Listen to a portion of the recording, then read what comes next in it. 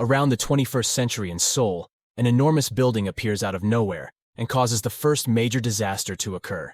Strange gates began to open and monsters came out of them. Due to those gates, the whole world fell into chaos. Not long after that, awakened people who could hunt monsters called hunters began to appear.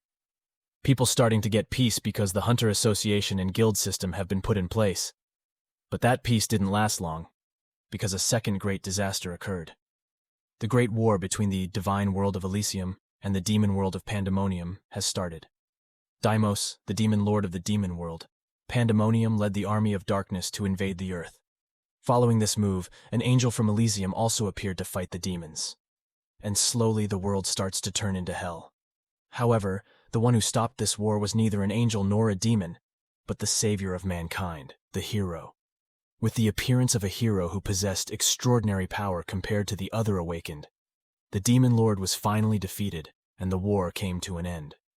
The world entered a stage of peace, and 30 years finally passed. In a Seoul National Art Museum, a large statue of a hero stands in the center of the museum. There are a lot of people gathered here because I heard that today is that day. I, who is currently looking at my cell phone, can only sigh. Group assignments are currently very boring. I am a Korean university student majoring in Korean language and literature named Jeon Minchul. I'm sure it's only the professor who doesn't realize how pointless this group assignment is. I even have to do this on my day off. In front of me, who is very irritated, some children were excitedly following their teacher. I'm not sure why it's so crowded in here, but field trips are going on right now. Even today, this place is still a popular destination. I've been to this place too many times to get bored. Many of the children who work in tourism have dreams of becoming like the heroes who have saved this world. 20 years ago, my class and I also went on a field trip to this place. My classmates who saw the huge statue of the hero were amazed. My innocent friend asked how could someone be that tall. He was sure that the hero must be a giant. Hearing what my friend said, I destroyed his innocent dream by saying that it was impossible. Our class teacher called everyone's attention and explained the story of the hero. Our teacher then told us that the hero is really strong even among hunters. He uses his powers to travel the world to protect people. Because of that, if it wasn't for the hero, the war might still have continued until now. Although it's a shame that the hero died after defeating the Demon King in the Second Great Calamity, this statue was made so that we can remember the hero's sacrifice. Because of that, our class teacher said that we should always be grateful for the hero's sacrifice. Even I, who at that time was also impressed with the hero and wanted to become strong like him. When I heard the questions of my class students, I was interested. They asked various questions such as whether they could become hunters as long as they tried, or how did they become hunters. Our class teacher felt overwhelmed by the questions showered by her students. At that time, our teacher hesitated to answer, but back then I didn't know why. Becoming an official hunter is difficult because you need both luck and talent. We were too young then. The teacher told us that there was no realistic way for us to become hunters. It came true, which was a bit of a shock to my childhood wish.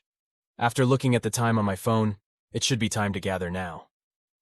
While I was checking my phone, finally someone's voice called my name. My juniors finally arrived on time. I almost deleted their names from the list. While waiting in line, they gossiped about how I had become the strictest person in this course. Hearing them talking about me right behind their backs, I admonished them that I could hear everything and told them to control themselves. After all, maybe it was because of the hero's sword show, but it sure was bustling here, even though it wasn't a holiday. While waiting in line, I saw the hero's painting. It has been a long time since the hero's death occurred. To save the world that became a battlefield due to the Demon King's attack and the fall of the celestial world, the hero burned his life to plunge his sword into the Demon King's heart. And now was the first day that the sword that pierced the Demon King's heart, the holy sword of Khalit, would be shown to the public. After waiting in line for a long time, we were finally invited to enter. With this, I believe we have sufficient material for a report. After entering the exhibition hall with my excited juniors, we finally arrived at our destination. Looking at the Khalit holy sword that was showcased, I wasn't sure if I should say that the hero's sword was extraordinary or not.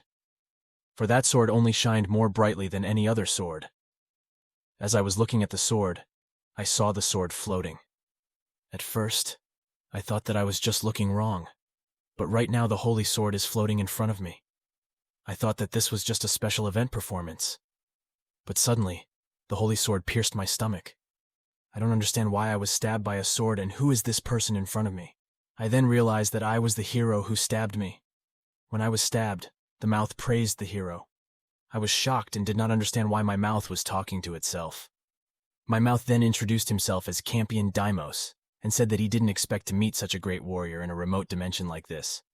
He also said that the hero's ability deserved praise, and he wanted to hear the hero's name.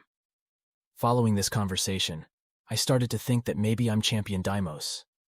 The hero who refused to speak thrust his sword deeper.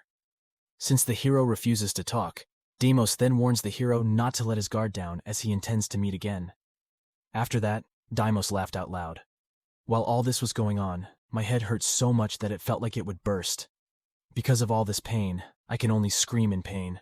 But suddenly, I was awakened by the voices of my juniors who were worried. When I woke up, I saw my juniors who had gathered worried about me. I don't understand what just happened. The worried juniors asked if I was okay because I suddenly fainted. Hearing their questions made me feel confused. I asked if the holy sword flew and stabbed me. Those who didn't understand what I was talking about replied that I suddenly fainted after several minutes of staring at the holy sword. I wonder if what happened just now was just a hallucination. I'm pretty sure it didn't feel like a hallucination. The moment I looked at the holy sword Kalit, I remembered everything. The demon lord who invaded the earth to bring destruction upon the world 23 years ago. One of the four-dimensional lords who hold control over Pandemonium is the war demon king, Champion Deimos. And that was me, in my previous life. Class finally ended and my juniors complimented me that I did a good job. They didn't expect that they would get an A+ from that cranky professor. With my very tired face and voice, I said that they also did a good job. My worried junior asked if I was okay, since I'd been like this since we came back from the museum. They advised me to at least go to the hospital, but I refused and said I was just having a lot on my mind. Since there was nothing else for me to do here, I took my leave. But one of my classmates who noticed that I wanted to go asked if I wasn't attending the end-of-term party. After being rejected for a drink, the classmate wondered if something had happened to me. End-of-term party or whatever, I still have a lot to think about. I should be just an ordinary person, but I'm the reincarnation of the demon king Deimos. During Deimos' attack on Earth, many humans were injured and killed. I've cursed Deimos as the evil bastard my whole life, but who would have thought that the evil bastard was me? When I was small, I told my teacher that when I grow up, I will become a hero who defeats the evil demon king. How funny it was when I realized those words had come from the former demon lord's mouth. After thinking about my current state, I couldn't help but sigh. I can't return to being a demon lord, nor can I pass my skills to Jeon Minchul. Besides, I don't understand why I got my memory back anyway. Another question I was thinking about was why did I, the demon king, die in the first place? My body, which was stabbed to death at that time, was just a clone. My soul should have returned to my original body. Moreover, it is said that the hero died with me 23 years ago, even though at that time he was still in good health. In the end, it was useless to think about all this. Thinking about something I can't figure out is just a waste of time. I'd better think about what I can do now. In terms of mana, there was already a huge difference between Deimos and Jeon Minchul. Devils from higher dimensions could sense mana easily, but it was rare for humans from lower dimensions to feel mana. I still remember how to do it. All I have to do is take a deep breath and focus my mind. After doing that, a message window popped up saying that I had sensed mana, therefore I met the conditions. Seeing the message, I feel happy. I thought that now all I need to do is slowly learn how to use mana, but another message window appears saying that the awakening is about to begin. After the awakening was finished, finally the message said that trait player had been given to the awakener Jeon Minchul. I was shocked by what just happened. I didn't expect that I would experience awakening this easily. To rest, I sat down on a park bench and went back to thinking. I've been confused with my self-righteousness as a demon lord in my previous life. I wasn't sure if I should feel happy or not for experiencing the awakened. While I was thinking, a message window popped up saying that I can already use the status window. The status window is a unique ability gifted to me, and to use it, I need to say status window to check my current trait. After seeing the message, I decided to check my status window. After saying the status window, my information appeared in front of me. The information shows that I have the skill Eyes of Truth, which can check target information. And I have the trait Player, which says that I can reform my laws by gaining points from killing monsters. Seeing that, I felt a bit confused about my Player trait. My way of getting stronger by hunting is really like a game. As I was thinking, I suddenly realized something. The upper and lower class dimensions are separated by a weight called karma. People from the upper class dimension who had stronger karma ended up with more power than those in the lower class dimension. This was the limit of their strength due to being born into beings from a lower class dimension with a different starting line. Because of that, beings from the upper class dimension had to use Koln to traverse to the lower class dimension, and a power known as restraint would be applied to maintain the balance of power. Because of that, even the Demon Lord Deimos had to use a clone to cross dimensions. But if there is a power that can revise the law, that would mean that I have already exceeded my limits. Just thinking about it makes me excited. There's nothing I can do for humans as Jeon Minchul, rather than as a demon lord. Everything was over, including the compensation after the truce between Pandemonium and Elysium. If the humans living in the present had gotten past their pain after the hero's sacrifice to find out the Demon King had resurrected, they would have fallen into even greater chaos. And in the end, I also have to live life as a human named Jeon Minchul. Since it's like this, I might as well make use of the information from my previous life to become stronger and make a contribution to mankind. That compensation should have been enough. What's more, my goals in my previous life also became stronger, so I was able to achieve both of them at the same time. I feel that is a great idea. Fair is still fair. After deciding on my goal, I thought about what I should do about my magic power. With Deimos's memory, there are many ways to increase my magic power. That's why I decided to study that. In the middle of the mountain just a minute before midnight, I finally completed the Great Magic Focus Array. The Great Magic Focus Array was magically passed down from the War Demon Lords. This array could artificially gather nearby mana. Due to the lack of activating material, it still can't be activated like this. However, the moment I placed an intermediate, the array started to glow brightly. What I placed in the center of the array was an E-rank mana stone that I used as the activation material of the Great Magic Focus Array. Having found the energy source, the Great Magic Focus Array activates and will strengthen mana by 450% for 5 minutes. Not to waste time, I meditated in the middle of the array. I can feel mana. It's so dense that it can be seen by the eye. This is the perfect environment to gain ki. Inhale natural mana with the breath and collect it in the body. This is generally known as the foundation of ki art. However, what I'll get is a breathing technique that creates a small universe within the mind by accumulating star energy. When I was still the Demon Lord Deimos, I visited the Murim dimension through my contract with the Heavenly Demon. What I studied there were ancient martial arts, something more difficult to master than the divine Heavenly Demon art that only the leader of the demonic cult, called the Cosmic Genesis art, could learn. During my stay there, I collected various kinds of martial arts to study, and as a result, I managed to develop them into techniques that were even more powerful than the fighting techniques used by demons. The reason I was able to reach the devil's supreme heights was thanks to this martial art.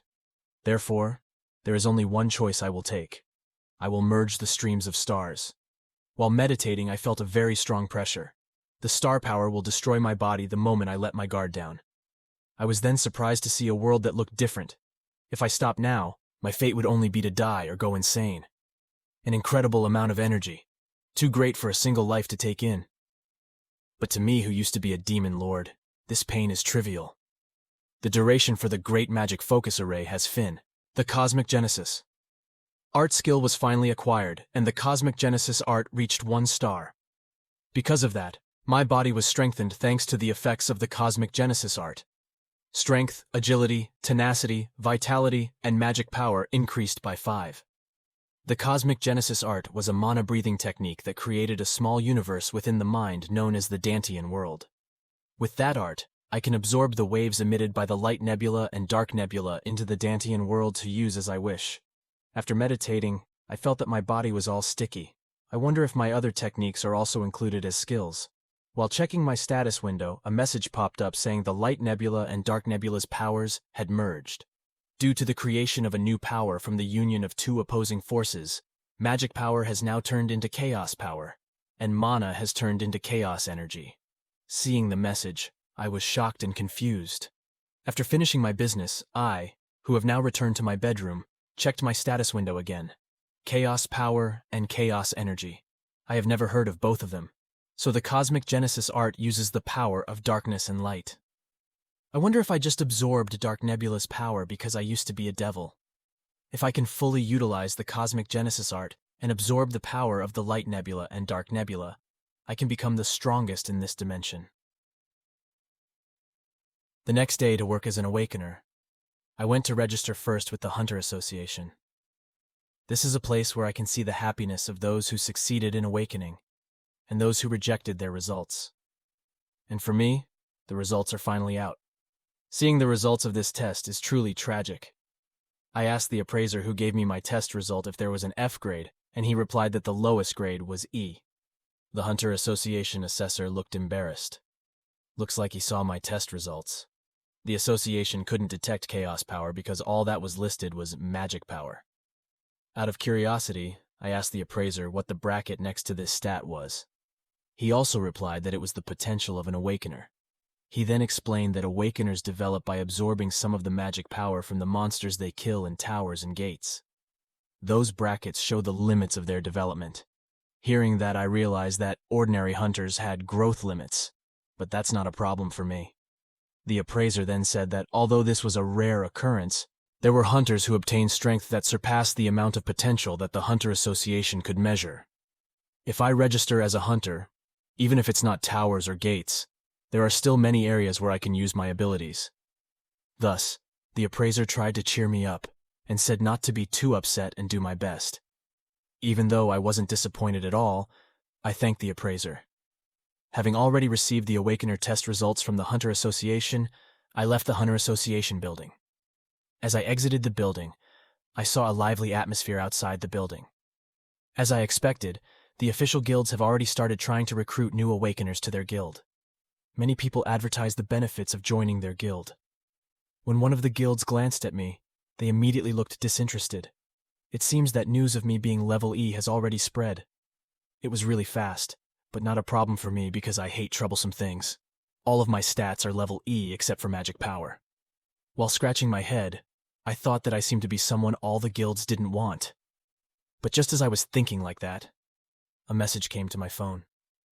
When I checked the message, I also saw a notification from the Hunter Association. It seems there will be a licensing exam to determine whether or not I can do work inside the tower or gate. There are 10 days left until the Hunter license exam takes place. Looks like I'll have to postpone my leveling up. Hunter license exam. This exam will be chosen at random from 5 choices, and these exams had the same factors in assessing one's fighting and survival abilities. The current me would definitely be a strong candidate for elimination. Because of that, I decided that I had to strengthen my body if I wanted to graduate. After training, my body was strengthened thanks to the effects of the Cosmic Genesis art. Tired and short of breath after running, I rested. The Cosmic Genesis. Art strengthens my body using only breathing techniques. However, perhaps I have battle experience from my previous life's memories. Passing the Hunter license exam should be an easy matter as long as my body can withstand the training. During the day, I work on my strength and push my limits. And at night, I train the Cosmic Genesis art to refine it. Let alone 10 days, I believe I only need 1 week to prepare for the Hunter exam. After 1 week, I checked the status window. Seeing the incredible number in my status window made me feel very happy. All my hard work in 1 week by forcing my body finally paid off. However, the achievement that deserves more attention is the result of the power that emerged from the clash between the Light Nebula and Dark Nebula, Chaos Key. In my previous life where I only trained with Dark Nebula, it took me over a year to reach 2 stars, but now I achieved it in just 1 week. My body has also been properly trained. I can even learn the 7-star Vagabond Fist and Flowing Cloud Steps. 7-star Vagabond Fist is a fundamental martial art with 7 stances that have been passed down from various nameless masters. This art strengthens body parts by expelling internal energy to learn martial arts. This martial art is easy to use with other martial arts, and the consistency in his movements that were close to instinct, so one could say this was the perfect martial art for me to learn. Because of that, I learned the 7-star Vagabond Fist. I wondered what the martial art I learned was considered. This seemed to be considered a skill, just like the Cosmic Genesis art. Its level is much lower than the Cosmic Genesis art, but I'm already thankful that it includes basic martial arts. I also want to learn higher martial arts, but if I learn them without foundation, I'm afraid that my body won't be able to handle it. I wonder if I should learn flowing cloud steps first, since it's a basic movement technique. Those actual footsteps weren't flowing cloud steps, but with my body's current state, they were the most suitable. Flowing cloud steps, as the name suggests, means walking on the clouds. This was not a movement technique to attack the enemy, but a martial art that had the great advantage of countering using basic stances. Out of curiosity, I tried using flowing cloud steps for practice. As an effect of flowing cloud steps, movement speed increases by 50% and consumes 2 chaos ki per second. When I used flowing cloud steps, I was surprised that it was so different from what I expected. This movement is too fast. I didn't expect that this was a 1-star flowing cloud steps. With this speed, it should be at least 4-star level. Then again, not only was the speed extraordinary, even when I did difficult moves, my posture wasn't messed up at all. I wonder if that means martial arts using chaos ki are better than using dark magic power. Looking at the tree in front of me, I thought maybe I should give it a try. I then hit him with my fist. Seeing the result of my punch, I was shocked. Not only did I destroy the tree, but I destroyed it. With just elementary martial arts, the result was like this. If I were to learn the advanced martial arts that I excelled at back then, I would definitely become much stronger than my previous life. But looking at my hands covered in blood, I thought that maybe my body would be crushed first if I used them barehanded again. Therefore, there was no other choice but to use that. When I tried to enter the Interstellar Alliance's Yongsan branch building, my Awakener's license was being verified. After my Awakener license was verified, I was allowed to enter. After I entered, a staff member greeted me and offered to help me as long as I told my business. Looking at the staff, I thought that these people still like this kind of thing. The Interstellar Alliance is an alliance created by the cooperation of military and merchant races between dimensions. One of the 3 largest factions in the multiverse sells items and offers mercenary services without discrimination across dimensions or race. Their influence was truly enormous, even if there wasn't a race that didn't borrow their power. This organization was an organization that no one would dare to oppose. Simply put, they are dirty traders who make huge profits by exploiting neutral positions. I told the staff that I wanted to meet the branch manager. The staff, who was confused, asked me to repeat what I said. I then called code R. That alone should be enough to summon the branch manager. The staff, who finally understood, asked me to wait a bit. A moment later, a dwarf was seen running in a hurry. The people who saw the dwarf running over realized that the dwarf was the manager of this branch named Martin. Seeing this branch manager running in such a hurry, they couldn't help but wonder what kind of big man would make a representative of the Federation run when he was rarely out except for big business. Even the staff who was with me were shocked to see it. Upon approaching us, the branch manager Martin asked if I was a Code R customer. While wiping his sweat, he apologized for his impoliteness, as VIPs rarely visit remote branches like this. Knowing I wanted to use the dimensional storage, he offered to accompany me. After seeing Martin's information using Eyes of Truth, I became interested to see it. Even though his appearance was that of an old man who had lived a long time, he was still a young child in dwarven years, has served as a branch manager, which includes an important position. I'm sure he must be really great. While following him, I wonder if he's getting old miserably, since all dwarves look the same to my eyes. After following Martin, we finally arrived at our destination, the dimensional storage. Trading between dimensions usually takes a lot of time and money, and dimensional storage is a technological breakthrough created by the Alliance which reduces the time for trading. I cursed them in their previous life for the fees they took to lend me the space, but I never thought it would be useful like this. Due to the high level of technology and the high cost, you're required to be verified as an Alliance leader or VIP. There are 24 VIPs who are known, but their identities are strictly confidential. That means they have no way of knowing my identity. After touching the dimensional storage door, a message popped up asking me to enter the Code R magic pattern. After using some chaos key and entering the magic pattern, the vault opened. Once the magic pattern is confirmed and the VIP is verified, I can access the dimensional storage. Inside the dimensional storage space, it looked like it was in space. From within my storage, there is only one item stored. I also asked the storage dimension to give it to me.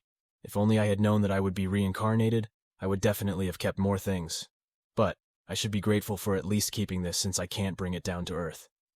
After a while, the items I had stored were finally successfully transferred to the Earth. At first glance, this object is no different from an ordinary stone. But when I raised this stone, it turned into something like energy, and wrapped around my hand like a bracelet. This thing is Darkstar. After realizing its new owner, Darkstar synchronized with its new user. After the synchronization was complete, Darkstar's information appeared. Darkstar is a multi-purpose weapon created with the essence of a fading star. This artifact can recreate various mythic and legendary items. The user can change the shape of the weapon at will, and when the shape changes, the user's stats will be adjusted according to their trait. As expected, this artifact was sealed. Dark stars are artifacts that become strong or weak by following the user's karma. That's why I wonder what if I was the one using it now. Since my body is weaker than an adult devil, there's no way this has karma. The numbers couldn't possibly even bring out half of Darkstar's abilities, but that wasn't a problem thanks to Darkstar's basic functions. With the ability to transform into tens of thousands of different forms, as long as I have this, the hunter exam will be easy. This is the greatest weapon for someone who studies various martial arts like me. After Jeon Minchul left the building, Martin, who was watching Jeon Minchul leaving the building through the camera, was surprised that the VIP code that had just arrived didn't look like an extraordinary human. Even though he had checked the confirmation code with his own eyes, there was still no error. Martin then asked what his secretary's opinion meant that a human from Earth, which was a lower-class dimension, had a VIP code. Martin is sure that this means a high-class being who doesn't want his identity to be exposed is hiding his power by coming to Earth using a clone. He felt that he could smell the jackpot from Jeon Minchul. His secretary, who heard this, said that Martin was still a money freak. Martin also said that anyone is a customer as long as they can make money. Because of that, he asked his secretary to follow him immediately because his life would be easier if he had competent subordinates. The secretary then chuckled and asked to make sure that Martin wanted him to keep an eye on the situation and not investigate it for now. The secretary said that he would make sure this information wouldn't leak to the other branches. Martin, who was satisfied with his secretary's answer, said that he would entrust this matter to him. After his secretary left, Martin thought that Earth was a world that had received so much attention from the high-class races after the appearance of the tower. The position of manager of the branch adjacent to the tower was earned after much effort, but only that is still lacking. Because of that, Martin intended for those VIP customers to reach a higher position within the alliance. After arriving at the place I was going, I was a little impressed that this place was really big. Today is the day of the hunter exam, and I have now arrived at the location of the hunter license exam. There were various people gathered here, such as examinees and merchants selling their magic items. While checking my exam number, I remember that it was said that I should just wait in the waiting room during the day. As I was heading to the waiting room, I was almost run over by reporters. In the direction they were headed, many reporters were trying to interview the people they called Shin Yumi and Yu Xiangwu. It seems that there are artists who will take this hunter license exam, but since it has nothing to do with me, I don't care about it either. But other people who heard Shin Yumi's name asked if she wasn't the daughter of the Vanaheimer ambassador. His friend who heard that said that he had heard that Shin Yumi was a half-elf human. Not only that, he had also heard rumors that Shin Yumi could even use spirit magic. After talking about Shin Yumi, they then talked about Yu Xiangwu, who was apparently recruited by the Hwarang Guild after the ability test. Since the Hwarang Guild was the #1 guild in the country, they were curious what Yu Xiangwu's starting stats were like. They were sure that one of them would get first place in this license exam. As the exam time approached, an announcement appeared saying that the 55th Hunter license exam would start in 10 minutes. Each registrant will receive a Hunter watch, and when all participants have received it, they ask all participants to go to the gate that has been marked on the watch.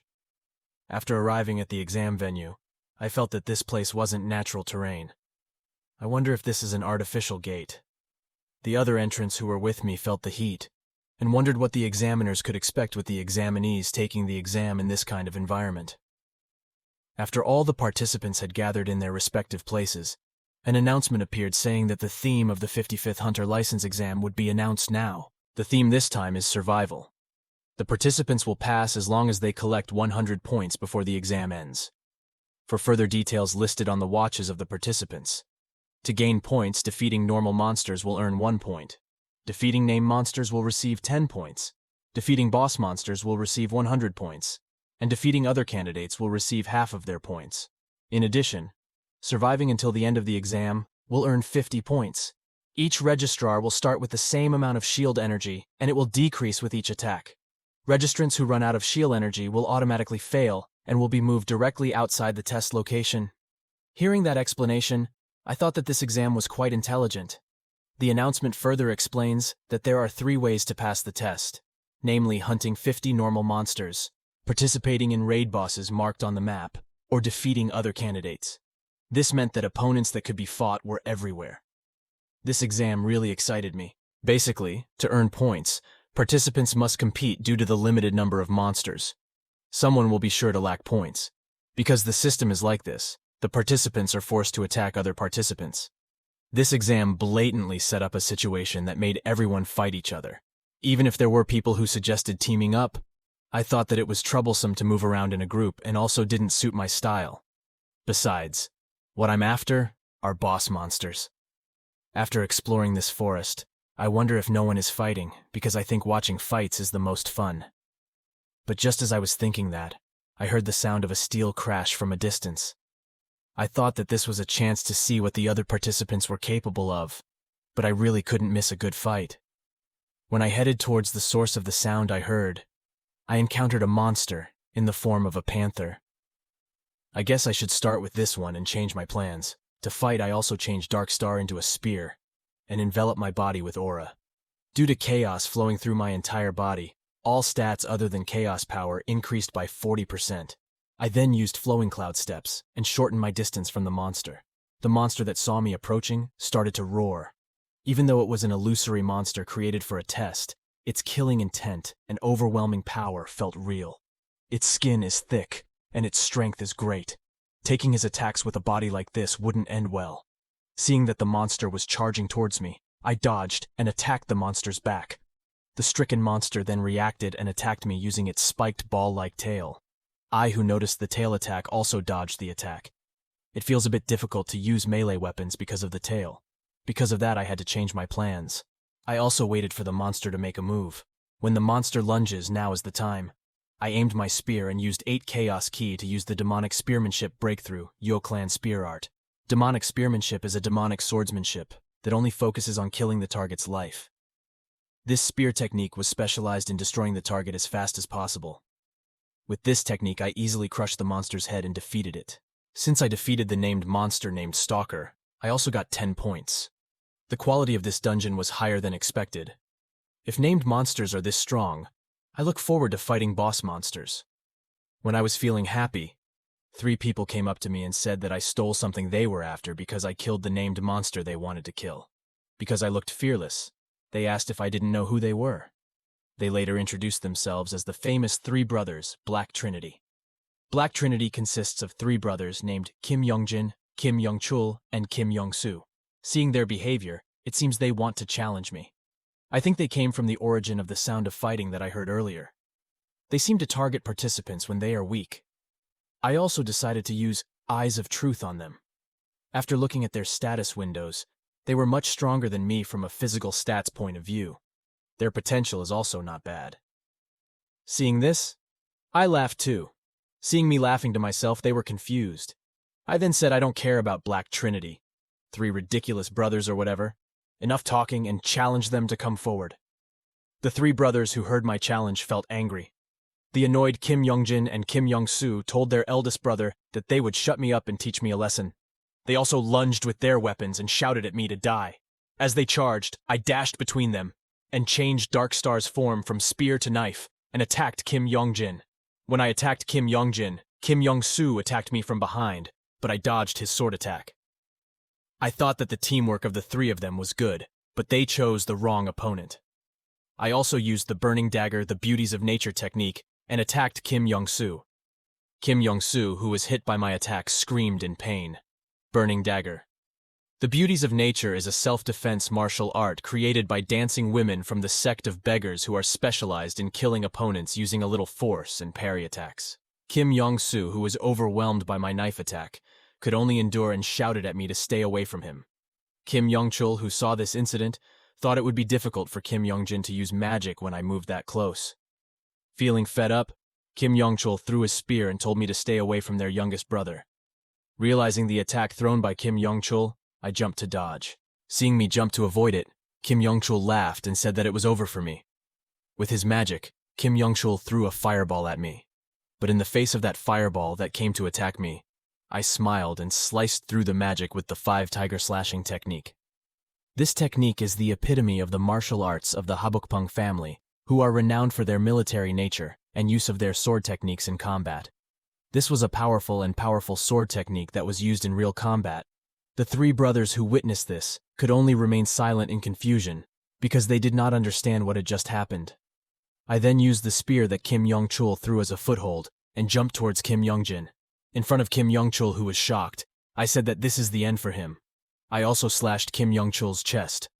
After defeating Kim Yong-chul, a message popped up saying that I got 25 points from contestant Kim Yong-chul. I have now finally accumulated 45 points. That person had saved a lot of points. Seeing that their eldest brother was defeated, they believed that my weapon was being infused with aura and thought that they were in danger. Judging from their abilities, I'm thinking there's no way they'd store all the points in one person. With my sinister smile, I invite them to finish the business they have started. I wonder how much they will give me. Seeing me approaching with a smile that looked like a demon, Kim Yong-jin and Kim Yong-soo started to sweat profusely. In the guild broadcast room, the bystanders were shocked to hear of Kim Yong-chul being eliminated from the exam. They didn't expect that one of the brothers from Black Trinity would be eliminated since they were rookies who were well cared for by the number 2 guild in this country. They were also curious about who had defeated Black Trinity and asked to turn on the monitor that was watching Black Trinity. One female viewer said that it looked like Yu Seung-woo had done something.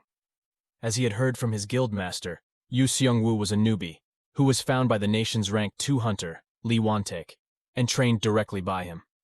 Because of that, the woman felt certain that the 3 rookies from the Gumsan Guild were no match in front of Yu Seung-woo. In front of the audience from the Gumsan Guild, the lady from the Hwarang Guild said that it looked like their guild would win this exam. When the monitor is on, the screen shows Black Trinity being defeated by one man. The lady from the Hwarang Guild still thought that the one who defeated Black Trinity was Yu Seung-woo and praised him. But when he saw the monitor screen, he was surprised, because he didn't recognize the man who defeated the Black Trinity at all. After defeating 2 other participants, I finally beat 20 participants and collected 172 points. I've been circling the boss monster area looking for the so-called rank 1, but I haven't met him at all. Looking at the time on my watch, there wasn't much time left. Since this exam is more important, I decided to clear this exam first and meet the boss monster. There was only one path that connected to the interior of the rock mountain, the location of that boss monster. And the road was narrow enough that only 2 people could pass, and at the other end of the lane was a golem guarding it. Looking at the golem's status window, his tenacity stat count was quite high. Plus, he has indomitable and regeneration traits. I wonder if the examiner really expects the entrant to defeat this monster. Taking 1 hit from that golem alone would have marked the end for me. Because of that, I can't give it time to regenerate and accumulate damage by attacking it non-stop. I dashed towards the golem and attacked its leg with the spear-shaped dark star.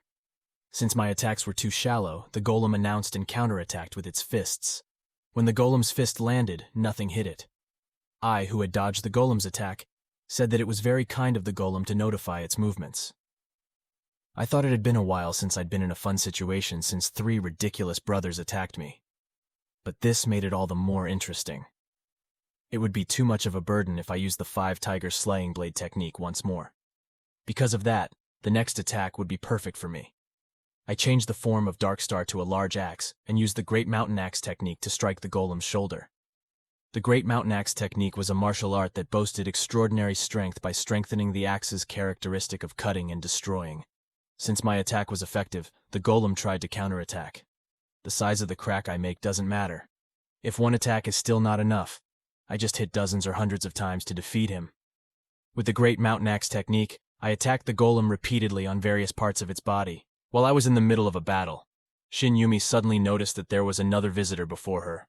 Seeing Shin Yumi who arrived, I also felt a little panic, because she came when I almost killed this boss monster. Seeing me off guard, the golem tried to attack me, but I dodged it easily. In this situation, I feel like I'm in a bit of trouble. If Shin Yumi were to attack me with her spirit magic now, it would be impossible for me to fight her at the same time as the boss monster. But I also can't deal with Shin Yumi just yet, or else this golem will regenerate. When I was confused about what I should do, Shin Yumi called me and asked if I needed help from her. I can't believe what he just said. What kind of tribulation did he think I've gone through for trash so far? With my irritated face, I asked what he meant that he wanted to get a contribution in something I had almost finished. Shin Yumi, who heard that, laughed and said that I didn't look like I could beat him alone. Hearing that, I thought that's what he thought. If I play my cards right, I can control the situation as I see fit. I also asked Shin Yumi to bet with me. 10 minutes from now, I will defeat the Blue Guardian within that time. Shin Yumi, who heard my statement, felt that there was no way I could beat her. After all, he also had no reason to do that and asked what he would get if he won the bet. I also showed the points I had accumulated and said that I would give all my points. Seeing the amount of my points, Shin Yumi was surprised. I have more points than this boss monster. This should be an attractive offer, because it is more profitable than splitting boss monster points. Having heard what the reward would be if she won, Shin Yumi asked what I would get if I won. Hearing that, I myself wasn't sure what I wanted, because I spontaneously asked him to bet. But hearing that the golem started regenerating because my attacks stopped, I frantically asked him to treat me to a meal. The confused Shin Yumi asked again to confirm it, but I asked her to stop talking to me. Shin Yumi finally agreed with my bet, but she said that she would immediately intervene when I looked like I was about to lose. I confidently replied that he could do whatever he wanted because that wasn't going to happen. Hearing me speak so casually, Shin Yumi asked why I spoke like this, even though this was our first meeting. While swinging my big axe, I replied that if he doesn't like it, just talk the same way. Time continued to pass, and the exam finally ended. All participants finally returned from the test location. Inspectors immediately checked on the examinees and treated those who were injured or in poor condition. I, who was sitting on the ground, thought that this exam was tiring and quite difficult. Since the Blue Guardian managed to recover some of the injured parts, I almost lost the bet. The other participants saw that I was clean enough. They believed that I was hiding and believed that I would be eliminated. Shin Yumi really couldn't believe that the man who had made the bet with her could read all of the Guardian's attacks and attack with perfect timing without the slightest mistake. Shin Yumi wonders if she fights him. Can he win? Shin Yumi, who had fought Yu Seong-woo, felt that he was fast and strong, but that was about it. He was confident that he could win again against her if such a situation repeated itself. The person Shin Yumi was talking about, Yu Seong-woo, was currently shocked, because the announcement that announced the first place was not him, but a person named Jeon Minchul. Yu Seong-woo muttered that he couldn't accept this. The reporters tried to interview Yu Seong-woo, but he rejected them harshly. Yu Seong-woo's guards blocked the reporters, and the exam staff announced that the interview could not be conducted for the stability of the participants. Therefore, the details will be announced through a press conference later. The other participants who saw me couldn't believe I got first place. I thought I better get going before everyone notices me. When I tried to leave this room, the front door was blocked by people trying to recruit me into their guild, and when I tried to find another door, the reporters had surrounded me from behind. In this situation, I think I can't go home. Having no other choice, I announced to them there were conditions before I joined the guild. I said that I would join a guild which would give me a down payment of $5 million. Everyone looked doubtful. They say I have great fighting abilities, but my stats are low. It's a different story if my potential status is A rank, but there's no reason for a hunter without the possibility of developing in the future. It's a shame because I also don't intend to join any guilds. Of course, no one accepts newbies who come out of nowhere asking for $5 million, but while I was thinking like that, someone said that he would pay the deposit. I didn't expect any guild to be willing to spend $5 million recruiting rookies. I wonder which madman did that. As I searched for the lunatic who was trying to recruit me, within the crowd was someone who waved his hand. But when I saw the person waving, I and the others were shocked, because the one waving his hand was the dwarf who was the branch manager of the Interstellar Alliance. I am currently in Martin's room and asked him what he is planning. I then made sure he knew that I didn't join a guild at all. Martin, who heard my statement, said that he knows that, and he just wants to provide comfort to their customers. When I didn't understand what he meant, Martin explained his intention to register me as a free mercenary of the Interstellar Alliance. Contractually, I'll be affiliated with them, but I'm also an equal. Mercenaries they wouldn't give any restraints to. Apart from that, they would secure the gate, provide a special support team, give tax advantages, buy whatever I got from inside the dungeon at high prices, and so on. About this contract, I think that it's fine, but the terms were too favorable. In front of Martin, I said that I didn't know the Interstellar Alliance was generous. No goodwill without a price was the rule of the Alliance. There's no way I could believe they're being kind for no reason. I felt like I was wasting my time, but when I was about to refuse, Martin said that all they wanted was my trust. Hearing the answer made me think. He must think there is a giant faction behind my VIP code. It's a shame because I've already shown everything I've got. If that's the goal, he spoils me for free. There is no reason to refuse it. That's why I agreed to sign their contract. Martin's secretary asks Martin if it's okay to make a free mercenary contract with Jeon Minchul. Martin replies that he doesn't move without thinking about it. He also asked his secretary to come back and accompany Jeon Minchul. The Alliance's free mercenaries were strong enough to match Pandemonium's nobles. Therefore, free mercenary contracts require the approval of a key figure with a leadership position and above within the Alliance. It was possible that the VIP code wasn't the only reason for the approval, but Martin felt he couldn't pass up the opportunity. He had prepared various scenarios, and now was the time to carry them out with the leadership. The leader that Martin contacted via an item also agreed to a free mercenary contract. Martin couldn't believe that his leader would agree so easily. The leader then ordered Martin to give full support to the VIP customer and report to him if something happened. He also ordered her to keep this a secret from outsiders. When he was about to give another order, the leader, who was aware of Martin's state that was lying on the ground, asked if something was wrong.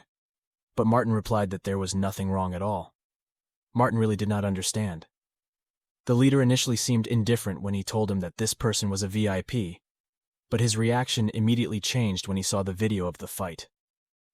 One of the 12 leaders of the Interstellar Alliance, Nox the Dragonkin, was impressed when he saw his VIP customer's battle video. The movement is perfect and no energy is wasted. He felt like he saw the Demon King Demos, but that was impossible since he was already dead. When I heard a knock on the door, I woke up. I wonder what time it is, but for some reason my phone also turns off. When I asked who was knocking on the door, from behind the door came a voice that introduced herself as Ellie from the Interstellar Alliance. After turning on the cell phone and charging it, I opened the door for him and asked what business an important person had coming to my house. He should have told me first. If I'm not mistaken, this woman in front of me is the dwarf secretary. Ellie replied that she thought it would be better to speak directly. He sent me a message, but I didn't answer. Realizing what he meant, I also apologized for not being able to check it and showed him the current state of my cell phone. Ellie, who saw the current state of my cell phone, said that she understood and didn't blame me. I can't even read it because my phone keeps ringing. I asked how they got my contacts. I then advised Ellie to come in if the business was going to take some time. Ellie accepted my offer and entered. After seeing my room, Ellie said that this place is too simple for a VIP. I'm sure they've checked my background, but Ellie replies that they haven't done anything because it might make me less happy. If that's the case, I'm asking how they came yesterday. Ellie answered because I showed my Awakener license when I entered the Alliance building, so they guessed that I would be having an exam soon. I was impressed too.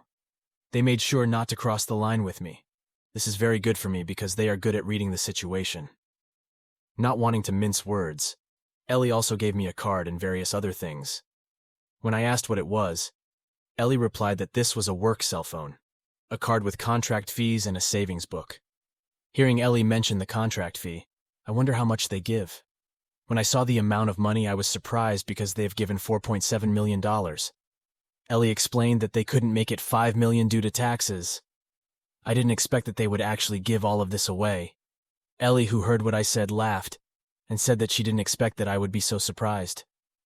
Hearing Ellie's words as she said, I do live a simple life. It's because of my ability in finance that I'm still in the same class as an ordinary student, Jeon Minchul. After giving away the items earlier, Ellie said that there was another reason for her coming early like this. He came to form my support team and wanted to hear my preferred gate criteria. Hearing Ellie's other business, I said that I just needed a support team to collect the corpses. Ellie, who was shocked, asked if I didn't need a hunter tank, damage dealer, or support, but I said that I alone was enough. Ellie understood and said that she would form a team of carcasses carriers and surgeons. Out of curiosity, I asked when I could start raiding. Ellie replied as soon as my team was formed because they had secured the gate. Hearing that, I guess it will take a bit of time. My body was itching because I wanted to feel the benefits of being a hunter. I didn't get a chance to use my level up trait after getting it. Seeing that I was slightly disappointed, Ellie said that it wouldn't take long, because he can be counted on. 3 hours later, I was very impressed. Just because she can be relied on, Ellie can set up a gate quickly.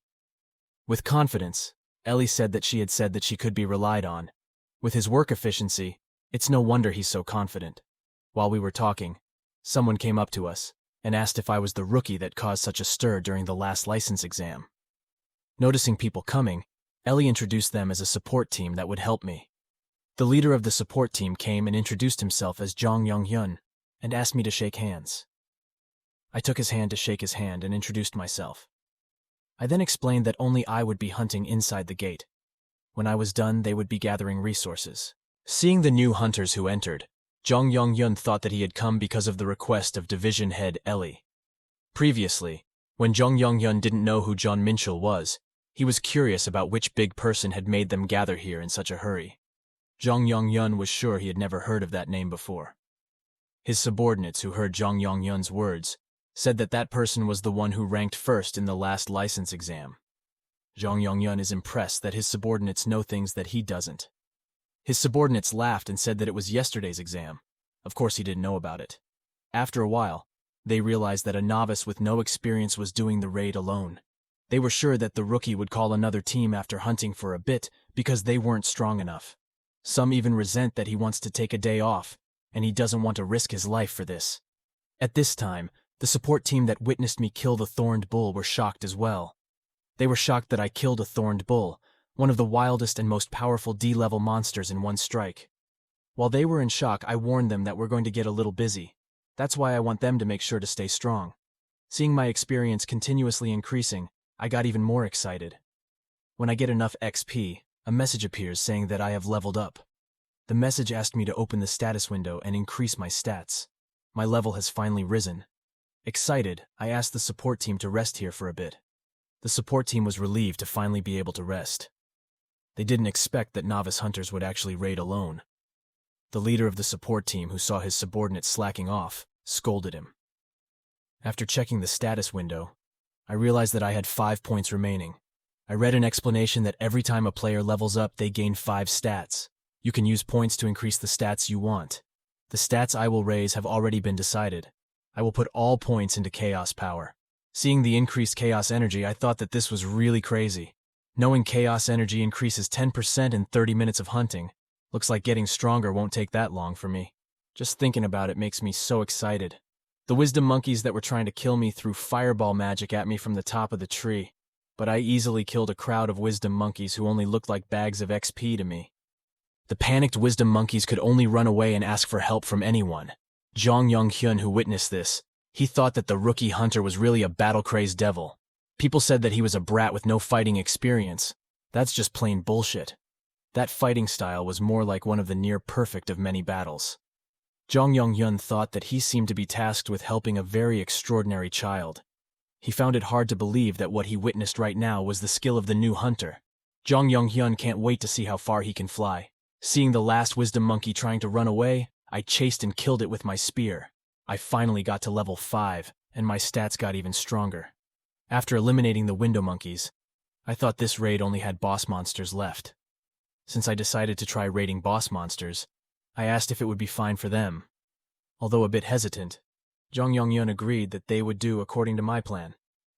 His subordinates, who didn't understand, asked why his team leader looked a little doubtful. Jeon Minchul felt that he didn't know very well since he was still a beginner. But usually, people only headed for boss monsters after exploring 2 to 3 days inside the gate. Due to the lack of information, it was impossible for people to risk their lives. The support team seems to waste time on such worries. If that's the reason, I said that I will defeat him now. In order to raid a gate, one must destroy the core to complete it. If you follow the energy flowing out from the core, then you can find the boss. I also arrived at the location of the boss monster. In that place there is Ete Monkey, the leader of the Window Monkey, who is currently being served by the Widom Monkeys. Since he's the leader of the Wisdom Monkey, I wonder if his main magic and skills are strengthened by magic. Jong Yong-yun warned me that the Ete Monkey is an extraordinary foe, but I ignored his warning and told him not to worry. I ran towards the boss monster. The boss monster that noticed my presence frantically used its skills.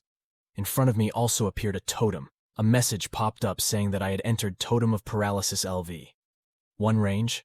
Because of that, my agility decreased by 3. This skill is quite troublesome. I also used the flower dagger technique, throw and split the totem into 2. Ed Monkey and the Wisdom Monkeys who witnessed it were scared and panicked. I thought that these monkeys were really stupid. Their defeat was already decided as they chose to fight head-on despite their weakness. I easily killed the Wisdom Monkeys. Seeing that all of his men were dead, 8 Monkey went berserk and was very angry. Jong Yong-yun, watching that, didn't expect that this boss monster was possessed by 2 spirits.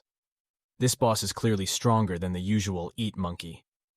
Jong Yong-yun's subordinates were convinced that this boss monster wasn't something that could be fought solo, and thought that they needed to help now. In the face of the Eat Monkey who was charging at me, I changed Dark Star to its katana form and used the 5 Tiger Splitting Blade technique. With my technique, I split the Eat Monkey in 2. I don't understand what the support team is talking about. Why would they want to help me defeat this weak monster? The support team who witnessed that were only shocked and lost for words. Gate raid has finally ended. When I came out of the gate, Ellie praised my good job and gave me a towel and a drink. I didn't expect that he was still waiting. Ellie also said of course she had to wait because this was my first raid. I thought that I wanted to immediately go to the next gate and ask Ellie when the next raid was. He replied that the next raid would be carried out in 3 days. I'm thankful that it's not tomorrow. There's another schedule on my agenda tomorrow, but I'm asking to help me organize 1 raid a day starting the day after tomorrow. Ellie asks if I'm okay with that, since people usually put 3 to 4 days between raids because of how tiring it is. I replied, I have no problem with that. Ellie agreed with my request. Before me too, I also asked Ellie to introduce me to the equipment maker expert. I feel like I should at least wear armor. When I was still Deimos, I was covered with enhanced demonic protection energy, so I didn't really care about meaningless attacks. I might be in trouble later if I proceed without equipping.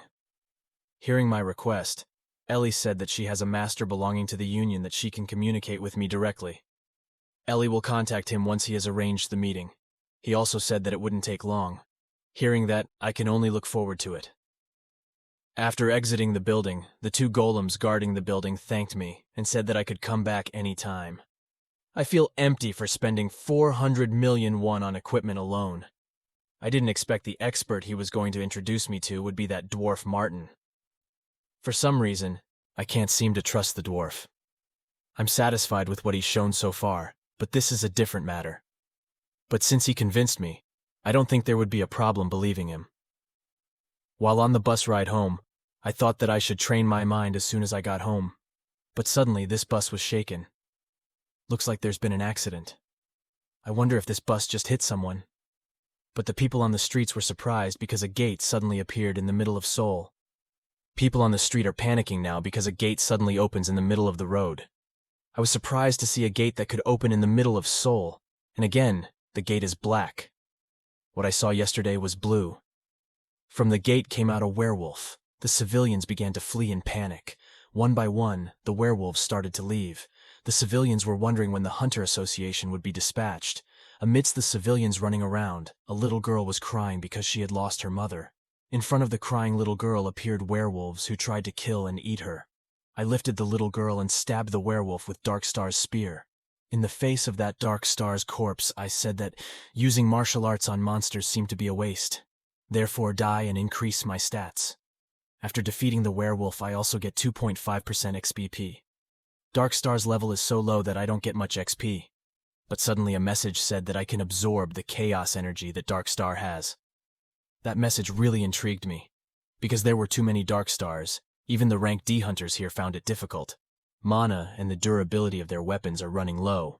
Because the color of the gate was different from the E rank Cobalt, which had a blue gate color, They thought that these monsters weren't ordinary monsters. They thought that they would die by Dark Star aiming his crossbow at them. But suddenly I jumped and attacked that Dark Star and screamed that he was my prey. I then killed all the Dark Stars that kept coming out of the gate.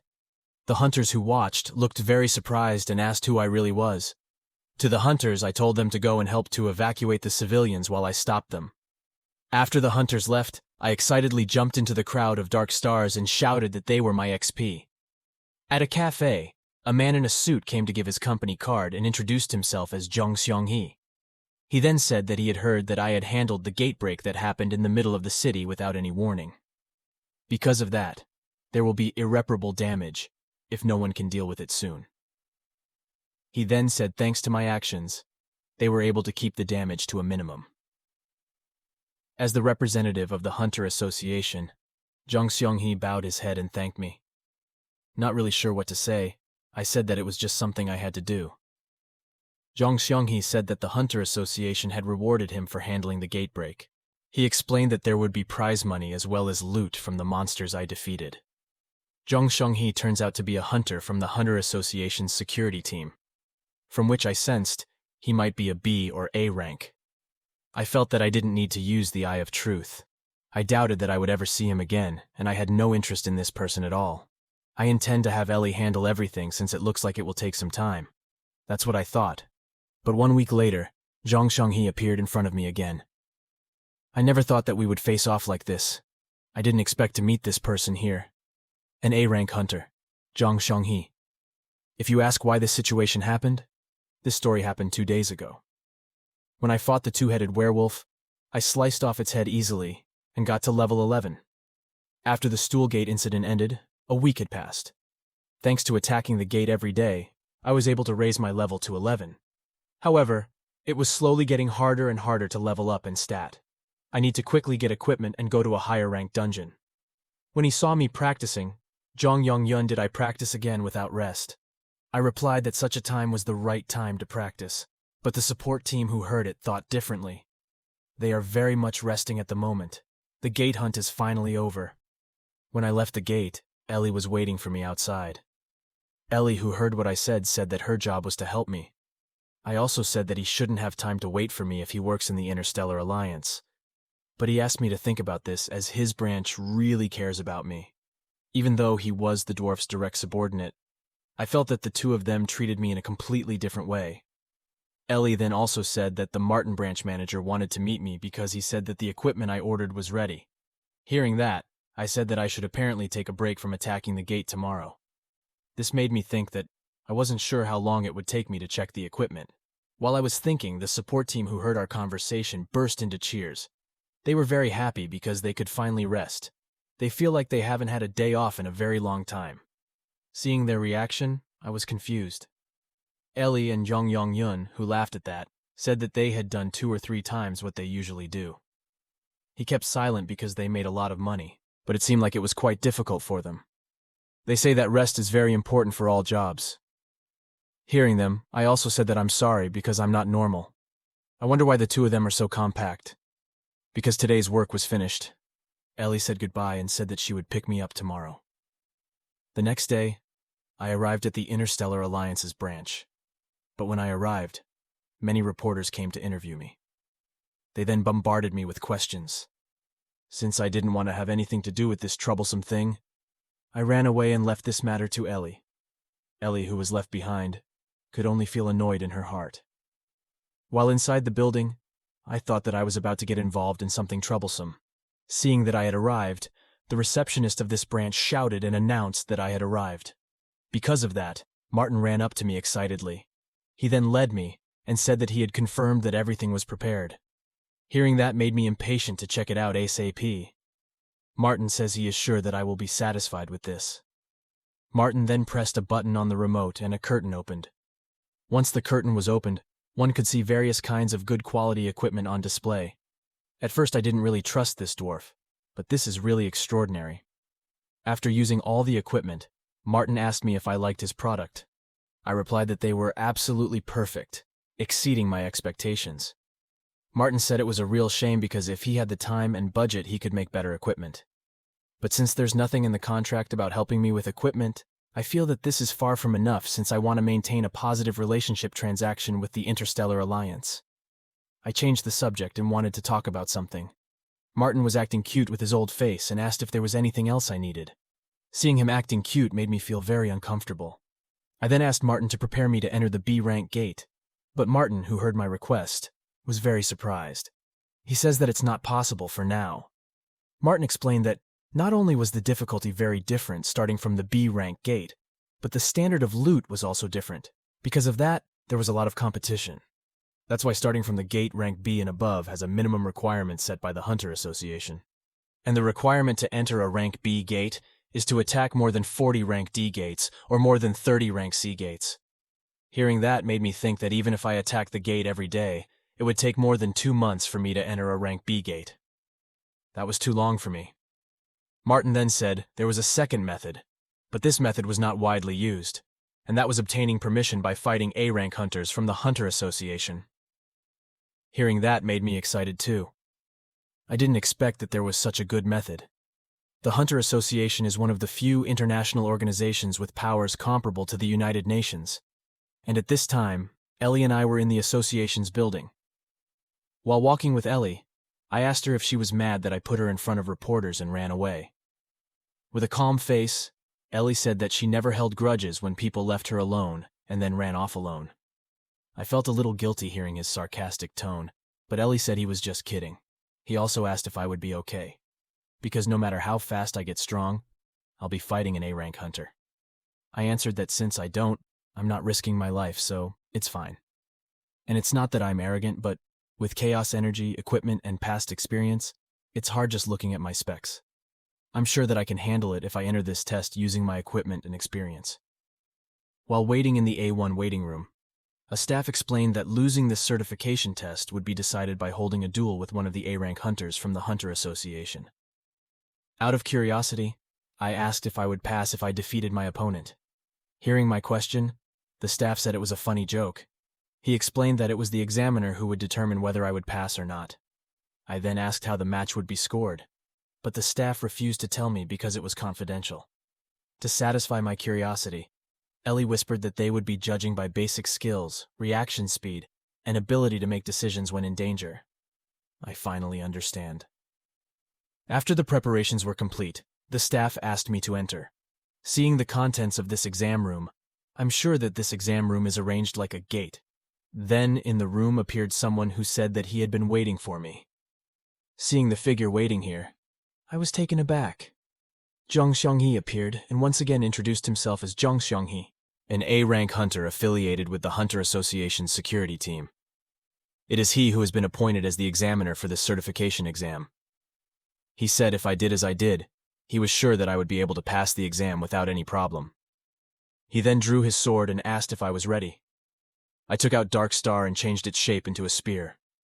Because I was ready, Zhang Xionghe also announced that the Hunter certification exam would start. As soon as the exam started, I threw my spear. Zhang Xionghe parried it and returned a sword. At this rate I say it's easy enough and parry the sword. Zhang Xionghe then lunged and made repeated attacks with his 2 swords. Seeing Zhang Xionghe attack made me realize something. When Ellie watched the match, she didn't expect Jeon Minchul to have this high ability. Ellie felt confident that Jeon Minchul would pass this test easily. After their clash of swords was over, Zhang Xionghe said that as expected, I really am amazing. Now he understands how I can overcome the gate break alone. He clapped his hands and said that only with this will I graduate. But before Zhang Xionghe could finish his sentence, I told him to come forward with everything he's got. Zhang Xionghe couldn't believe what he was hearing. I then said that I would kill him if he didn't do that. Zhang Xionghe, who was sweating slightly, said that I misunderstood. He didn't understand why I was mad when he told me I passed. I also said that I was sure there was no way I could fend off his attacks so easily, unless he looked down on me. Zhang Xionghe also looked surprised. There was a 4-fold stat difference between me and him. It was impossible for me to parry his attacks, let alone counter his attacks. I'm not afraid of losing at all, but I really hate being looked down upon. For the last time, I told him to show all his abilities. Zhang Xionghe finally understood. He believed that I seemed unstoppable with words at this point. He then displayed his ability to control 7 swords freely. I got excited and said that he should have done this from the start, A rank hunter is like a high wall to me. That's why there's more value to challenging him. I also hit him with my spear, but Zhang Xianghe parried it using one of his swords. My attack bounced back. Using that chance, Zhang Xianghe appeared behind me and slashed at me with both of his swords. I ducked down to avoid his attack.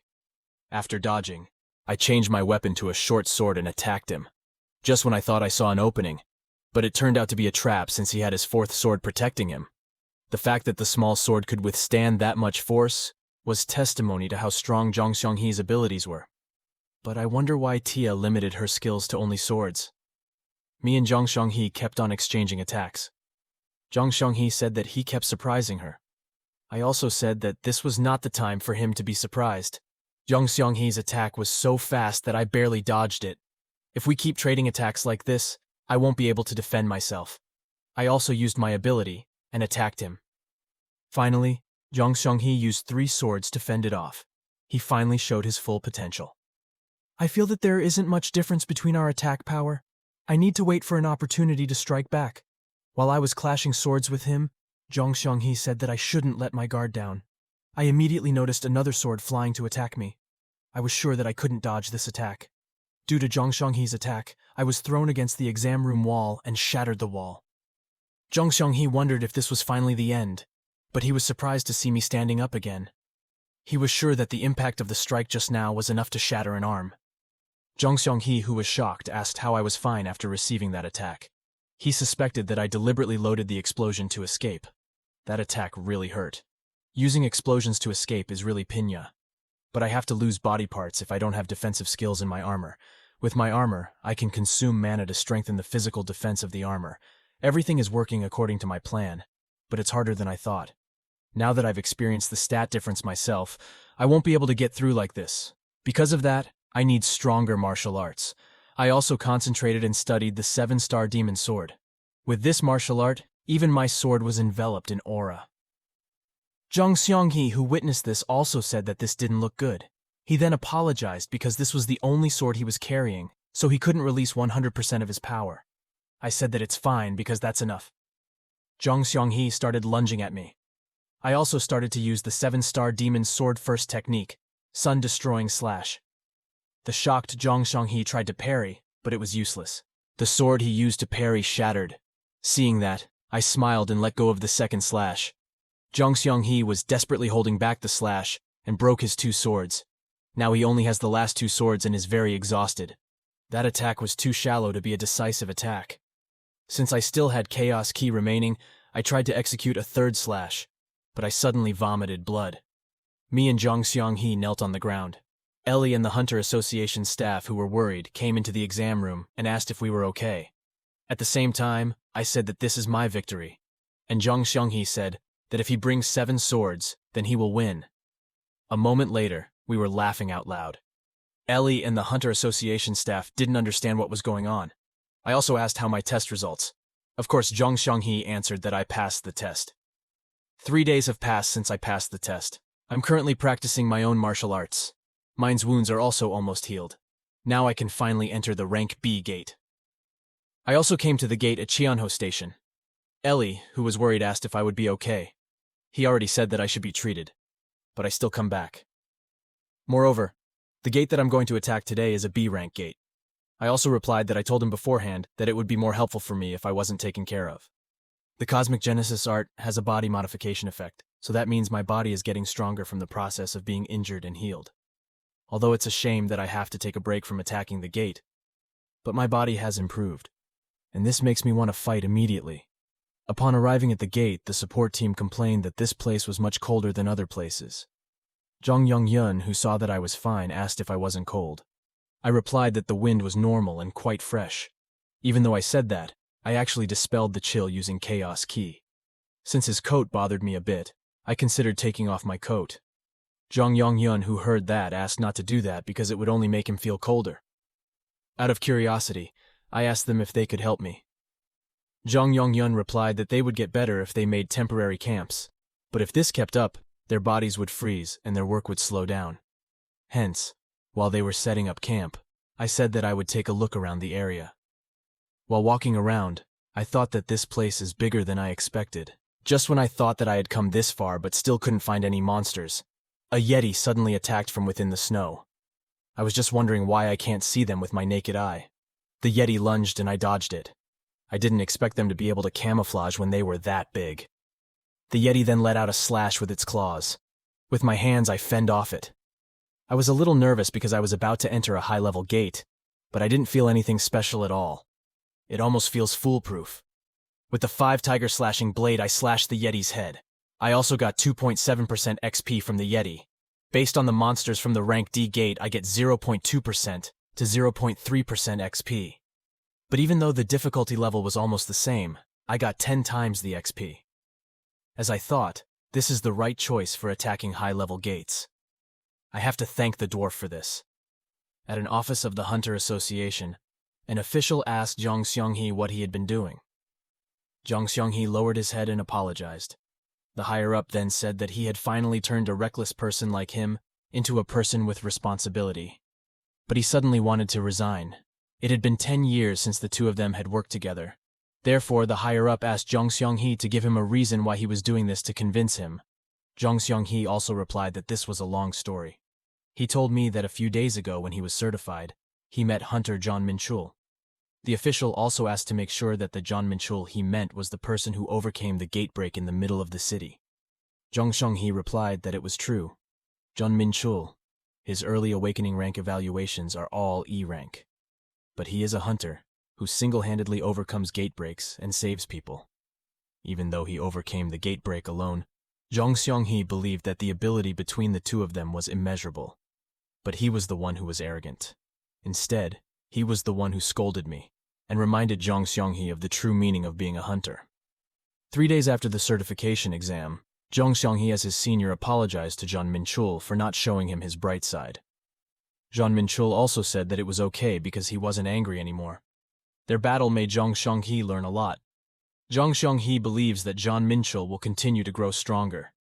He also told Jeon Minchul that he would soon follow. Jeon Minchul, who wasn't sure what he meant, just said, "Work hard." Due to having unlocked his potential, it would be very difficult for Jeong Seong-hee to grow stronger through normal methods, but he thought that he could pass his limit if he used that method. Jeong Seong-hee also told his boss that he had to get stronger. That's why he wanted to go to the tower.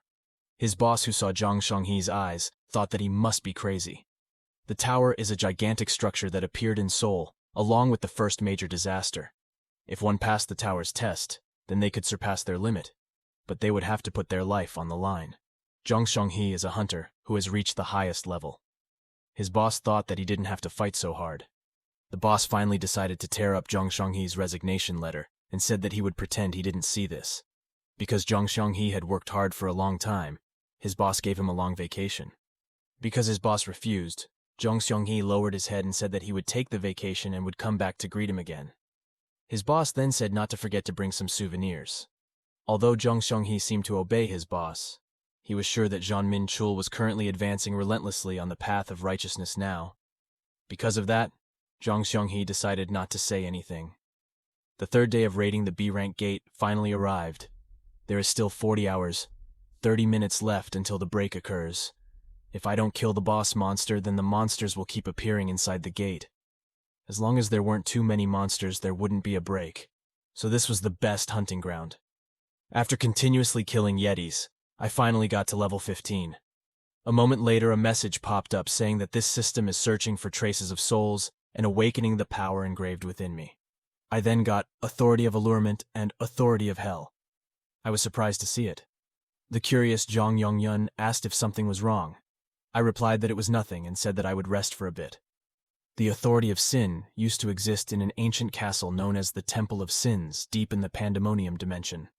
And there was a group of beings who reached Pandemonium who were known as the 72 Throne Aristocrats. The Temple of Sins gives authority to the devil sitting on the throne. A powerful force that reached the level of omnipotence broke away from a god. That is the Authority of Sins. But that was in my previous life. Right now I'm just a human and not a demon. I believe that I shouldn't have access to the Authority of Sin, and those two powers never belonged to Demos. In my previous life, I killed the previous owner of a rank 11 Hellfire Devil, Grandiose, and the first rank 55 Demon King of Charm, Seraphim. So this means that my human body can gain abilities from those I killed in my previous life. This window wants me to select one of these two authorities. I don't even have to think about choosing. The authority for enchantment is completely useless to me. That's why I chose Authority of Hellfire. This way, I will be able to obtain light and dark energy.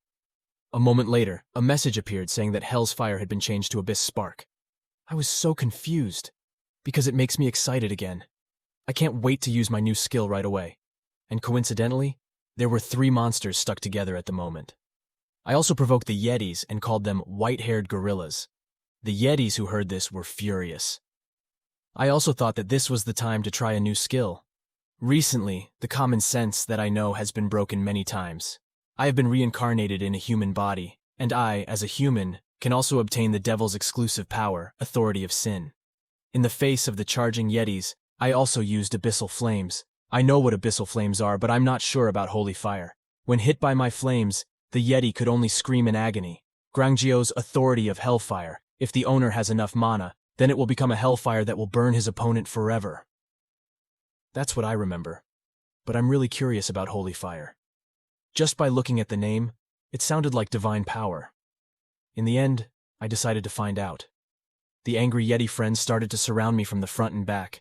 I then used Holy Fire. I never thought that I, who was once a devil, would be able to wield holy power.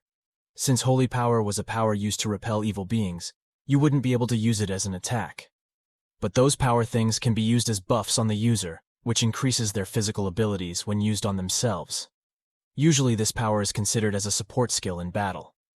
The performance might look good, but maybe because I was a devil in my previous life, I felt chills all over my body. But if I think again, this is the power of the Archangel of Elysium, Michael. I also killed him in my previous life. I wonder if I got the powers of people I've killed before, regardless of their race. This is clearly too strong. Most martial arts focus on melee attacks. So I thought that it would be even more difficult to attack the gate, but unexpectedly I got a ranged attack and a boon. I've been hunting quite a bit, so I might as well start hunting boss monsters and closing this gate. The imp who was standing on the rock shouted for the humans to die and released his magic attack. With my abyssal flame, I also parried the imp's magic. These monsters are now targeting my support team. It's a good option, but it won't work as long as I'm here. All the monsters that got in our way were burned by my abyssal flame. After walking for quite a while, we finally arrived at the boss monster's room. I also told the support team that they can rest here. Zhang Yongyun, who was a little worried, asked if I was really thinking of defeating the boss monster of the gate rank B by myself. I replied that I had no intention of returning.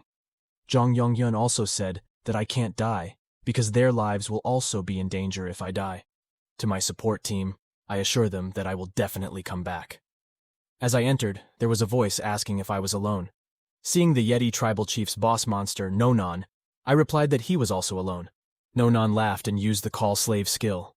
After summoning several Yetis, Nonan ordered them to attack. I whistled and said that he would regret it if he just stood there. Because you suddenly disappeared, even the Yetis were confused.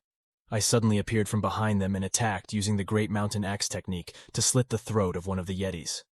Nonan looks impressed with that. One of the Yetis then blew cold air to attack me, but I parried it with Terror of Hell. I kept on killing Yetis using my axe technique. Nonan was finally angry and started to stand up. Seeing Nonan coming forward, I asked him if he felt like fighting now. Nonan then said that he would kill me himself. He jumped with his big body and tried to attack me.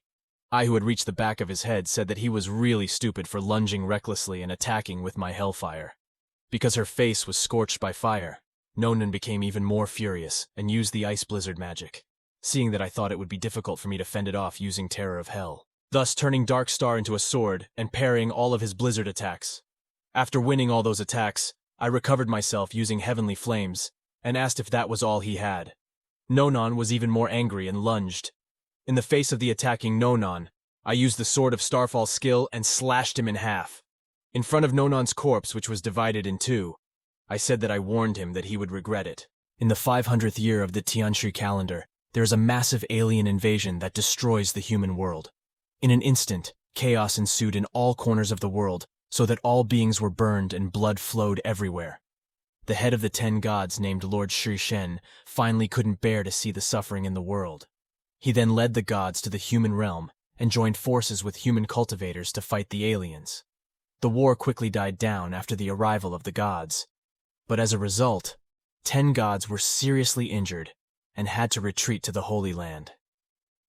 Meanwhile, the god Shen retreated to Tien first. He was meditating to recover his strength.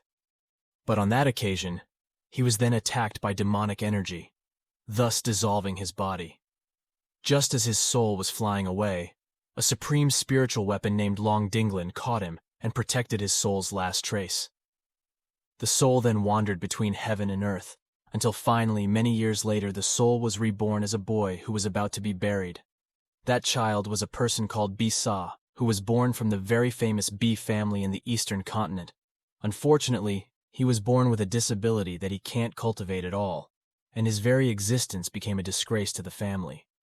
In addition to this, his parents also disappeared for no apparent reason, so he lived a very miserable life because his extended family also didn't want to accept him. In short, his life was truly that of a useless piece of trash. He was belittled and insulted wherever he walked. The news about his being unable to cultivate has spread widely. Not infrequently, he is always bullied just for ridiculous reasons like his weak body is an eyesore. He couldn't fight at all, just like they said. His body was so weak that even his own brother named Bi-yun hated him because he was the one who had consumed so many cultivation-boosting pills. But everything ended up failing miserably, and that only made Bisa even more hated by Bi-yun. Bi-yun then beat him without the slightest mercy, and he finally killed him. Instead of mourning or regretting his action, Bi-yun called his death the greatest contribution to the Bai family. Bisha finally died at the hands of Bi-yun, but no one blamed him. Once the funeral day finally arrives, and the story finally connects on the funeral day, Bi-yun also cried very regretfully. He apologized for not knowing that Bisha's body was that weak. Some people also clearly know if it's just a drama that he just made, but no one blamed him for that. Bi-yun is a genius from the Bai family, while Bisha is a useless nobody. Apart from that, no one really cares about Bisa's death. However, it was at that moment that the soul of the god Shen entered Bisha's body. The first memory Shen had when he woke up was of himself being attacked by demonic energy. But not long after that, his head started to hurt because Bisa's memories had entered his brain. Lord Shen quickly realized his condition and discovered that the spiritual power belonged to Bisa. That strength exactly matched his own, so Lord Shen became quite certain of this. It was for that reason that the remnant of his soul chose Bisa's body, and he flinched afterward when he remembered that he was in the coffin right now. Turning to the outside, of course, Bi-yun was still playing his drama. As the people predicted, it was just a pretense because, in fact, Bi-yun had deliberately killed Bisa to erase the family's disgrace. After that, someone then kicked the coffin box from inside, making Bi-yun very surprised when the lid of the coffin then flew away. This made him even more confused, and Lord Shen then hit the lid of the coffin straight at Bi-yun's face. His nose was bleeding, and he fell down because the kick was so strong. Apologies for that. I am Bisha, and I have returned. With a confident stance, Shen's soul took over Bisa's body. For simplicity, we will call him Bisa from now on. Seeing that, everyone immediately ran in panic, thinking that Bisa's corpse had returned to life. Some also thought that he had become a ghost. Everyone became extremely frightened while Bi-yun, who had just been kicked, became furious. Bi-yun knew that the kick was real, so he immediately stood up because he didn't want others to know that it was he who had killed Bisa. Bi-yun then shouted saying that Bisha was definitely an undead, so he asked everyone to stay behind. Bi-yun then directly attacked Bisa. He tried to punch him, and in response to that, Bisha laughed. Bisa said, "Are you trying to get rid of me? From today, no one will be in charge of my destiny, and everyone who wronged me will feel the retribution 10 times over." Bi-yun then threw out his prided fire fist, but Bisa managed to avoid it very easily. Bi-yun was of course very surprised. Therefore, Bisa then immediately locked his hands and head because his current body did not yet have spiritual power. "Bisa, where did you steal martial arts from? Why are you being like this to Bi-yun?" said an old man. "I was able to have the opportunity to learn martial arts secretly. As to why I'm doing this to Bi-yun, of course, it was because your child was too weak and it was just a reflex," said Bisa while stepping on Bi-yun's head. Sanshu, who did not accept it then, immediately put on a stance, and a fire dragon then appeared in his palm. Sanshu then shot the fire dragon at Bisa, making him fall down, and was very badly injured. Damn, I have lost all my spiritual power. I didn't think that I would lose to a second-tier spiritualist, said Bisa. You better die. Don't let the coffin go to waste, said Sanshu. Father, it would be too easy to kill him like this. He has already been hit by your spirit star skill, and he definitely won't survive, so let him lie here and die from the sun, said Bi-yun. Then Sanshu went and threatened to punish anyone who helped Bisa. Everyone then immediately dispersed on their own. Damn, it's very difficult to borrow a body to revive, but this is a natural body that can't gather aura. It's useless for me to know countless techniques if there's nothing to use, said Bisa. He then tried to remember his technique, hoping one technique could help him out. Bisa then discovered one particular skill named the Heaven and Earth Swallowing Technique. But this technique is very dangerous, however. With this technique, there's a possibility for Bisa to live. However, Bisa is determined to find the killer who almost killed him. Even though it's too dangerous, it's still better than doing nothing. Luck might be the only thing that this trash body has. Then, Bisa started to meditate. The next thing he knew, lightning struck his body along with the appearance of a spiritual power formation circle. The energy that radiated was so extraordinary that even the head of the Bai family was aware of that power. He wondered if a very strong master had appeared. Bi-yun and Sanshu, who were there, then replied that maybe it was just his illusion due to overwork. Within 100 miles, how could there be a spiritualist better than the head of the Bai family? They rhetorically asked. The head of the Bai family then shifted the subject and started talking about business because his 60th birthday banquet would be held in 10 days. The birthday party will be attended by many important people. In essence, he intended to betroth his son to the Yixianju master's daughter, who was famous for her skills in cultivating spiritual weapons. In response, the Bi family master evidently had the same thoughts, but he was confused about who would be suitable for this matchmaking. Bi Tao then immediately recommended his own son, believing his extraordinary abilities. The Bi family master then took advice from him. He then asked Bi-yun to prepare well for that, and Bi-yun said yes. On the other side, one could see the Bi family's disciples who had just finished their cultivation practice. They looked very tired, but the news spread very fast. They all knew that Bi-yun had just been beaten up by Bisa, and they laughed at that. They then went to Bisa's place to take a look. They were surprised that Bisa was still alive. They then intended to kill Bisa in order to get recognition from Bi-yun. While Bisa was still asleep and ignored their existence, a guy then aimed a tiger fist to kill Bisa on the spot. But just as his punch was about to hit Bisa, he was hit first. The person then crashed into the wall so hard that it cracked. Okay, I'll use you guys to try out my new power, said Bisa, who had just woken up from his sleep. The other two guys were very surprised to see his ability because as far as they knew, Bisa was only a weakling. They then put out their fists and attacked Bisa together. Fortunately, Bisa managed to avoid it by jumping up into the air. You guys dare to use basic spiritual powers that can be mastered by level 1 spiritualists on me? Said Bisa, who then jumped down right behind them. The two of them became completely shocked, while Bisa then instantly cast a spell, activating the formation. A formation circle then appeared from his fingertips, and then a bolt of lightning shot into the two disciples. Seeing that, a disciple became frightened. Bisa then asked him, "Do you also want to be like them?" The disciple then asked him not to worry, because he would do it himself. He then immediately ran and hit his own head against a tree, until he finally lost consciousness. Bisa became very disappointed, because they were at spiritual level 1. Spirit Eater itself is divided into 100 sublevels, and every 10 sublevels is classified as a level. This means that level 1 is for sublevel 1 to 10, level 2 is for sublevel 11 through 20, and so on. Bisa's current strength is only at sublevel 15, which is included in the second level. Bisa himself was also not sure about the time needed to recover his strength, so Bisa decided to just forget about the matter. Since overthinking is useless, he then quickly left to continue his practice. Not long after, Bi Tao and the master of the Bai family came to bury Bisa early. The Bai family master left this affair to Bi Tao. They then immediately searched for Bisa's body. But Bi Tao was surprised because what he found was actually 4 injured students.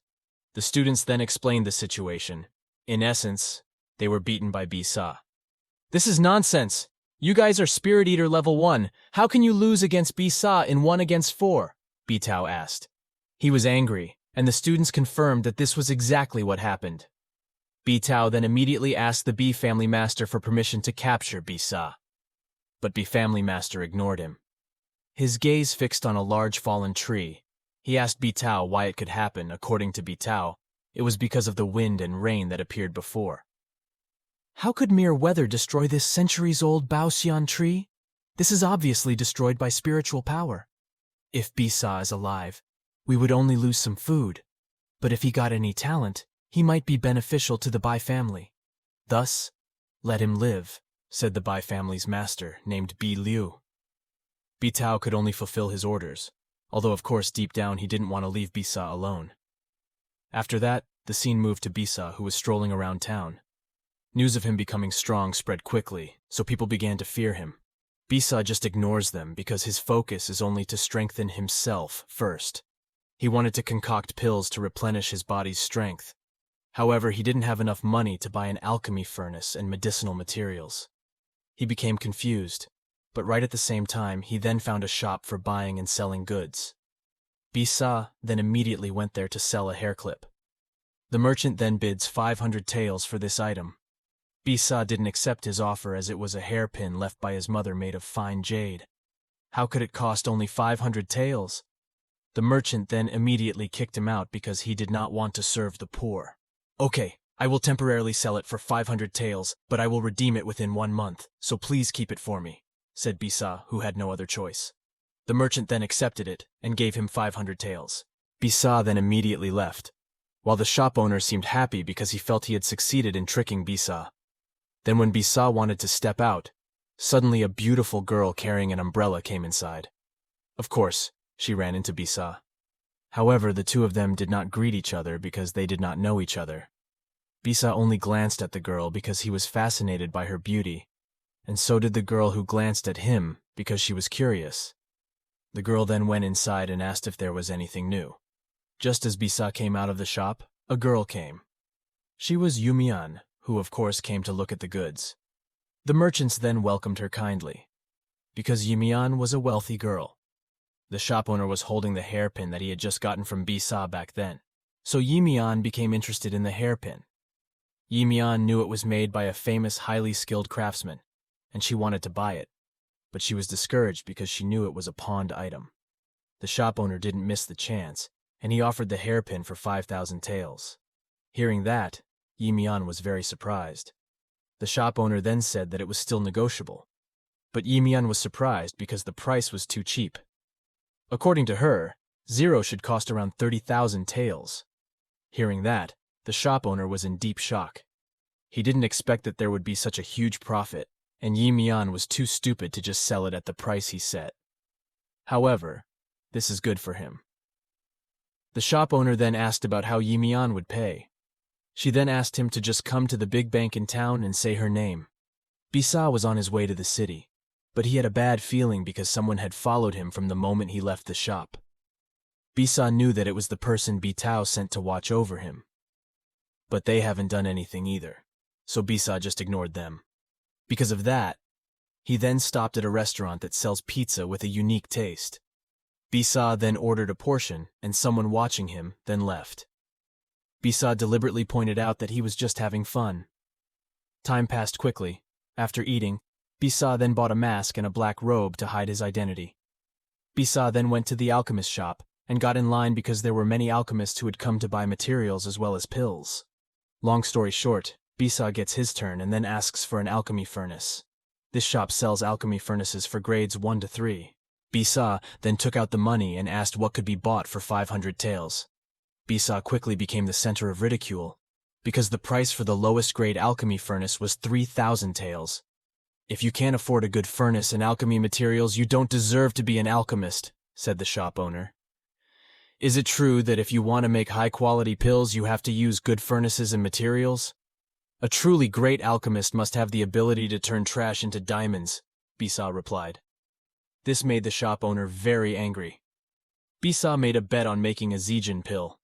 If I can make it, then give me a furnace. If I can't make it, He will give him 500 taels, Bisa said. Making just one Zijin pill required over 500 taels for the ingredients. Bisa can use medicinal ingredients that cost less than 50 taels to make Zijin pills. The shop owner then agreed. He then also staked his own Zijin pill because obviously he underestimated Bisa. Responding to that, Bisa just laughed. He then asked for some ingredients. The shop owner then immediately fetched it, feeling very curious about what Bisa would make with it. Prepare a room for me during the purification period. No one is allowed to disturb me. I only need a little time. I can make the Zijin pill in 1 hour, said Bisa. Of course, he was very surprised to see that, and vice versa. Yimian also felt the same way. Yimian was then pecked by the chicken, much to her annoyance, then threw a chopstick and it stabbed the chicken that had just been cooked on the forehead. Can think of it as just a beautiful maid who is stupid and can't catch chickens. Yimian was speechless. If this person knew that Yimian went to the kitchen and caught chickens in the middle of the night, it would be embarrassing. Actually, this is my first time being a maid. I don't know how to do many things, but I'm very hungry, said Yimian. Yimian was lucky, said Bisa. Bisa then started to cook. His skills were so extraordinary that Yimian, who was watching, was stunned. Bisa thought it was normal. Actually, Bisa used spiritual abilities to help him, but Yimian didn't seem to notice. Yimian then tasted Bisa's cooking and it was very delicious. Actually, I have tasted delicious food all over the world, but this is the first time I have felt happiness from food, said Yimian. Shortly after eating, Bisa fell asleep on Yimian's shoulder. Sleep when you're full. This person is so cute, Yimian said.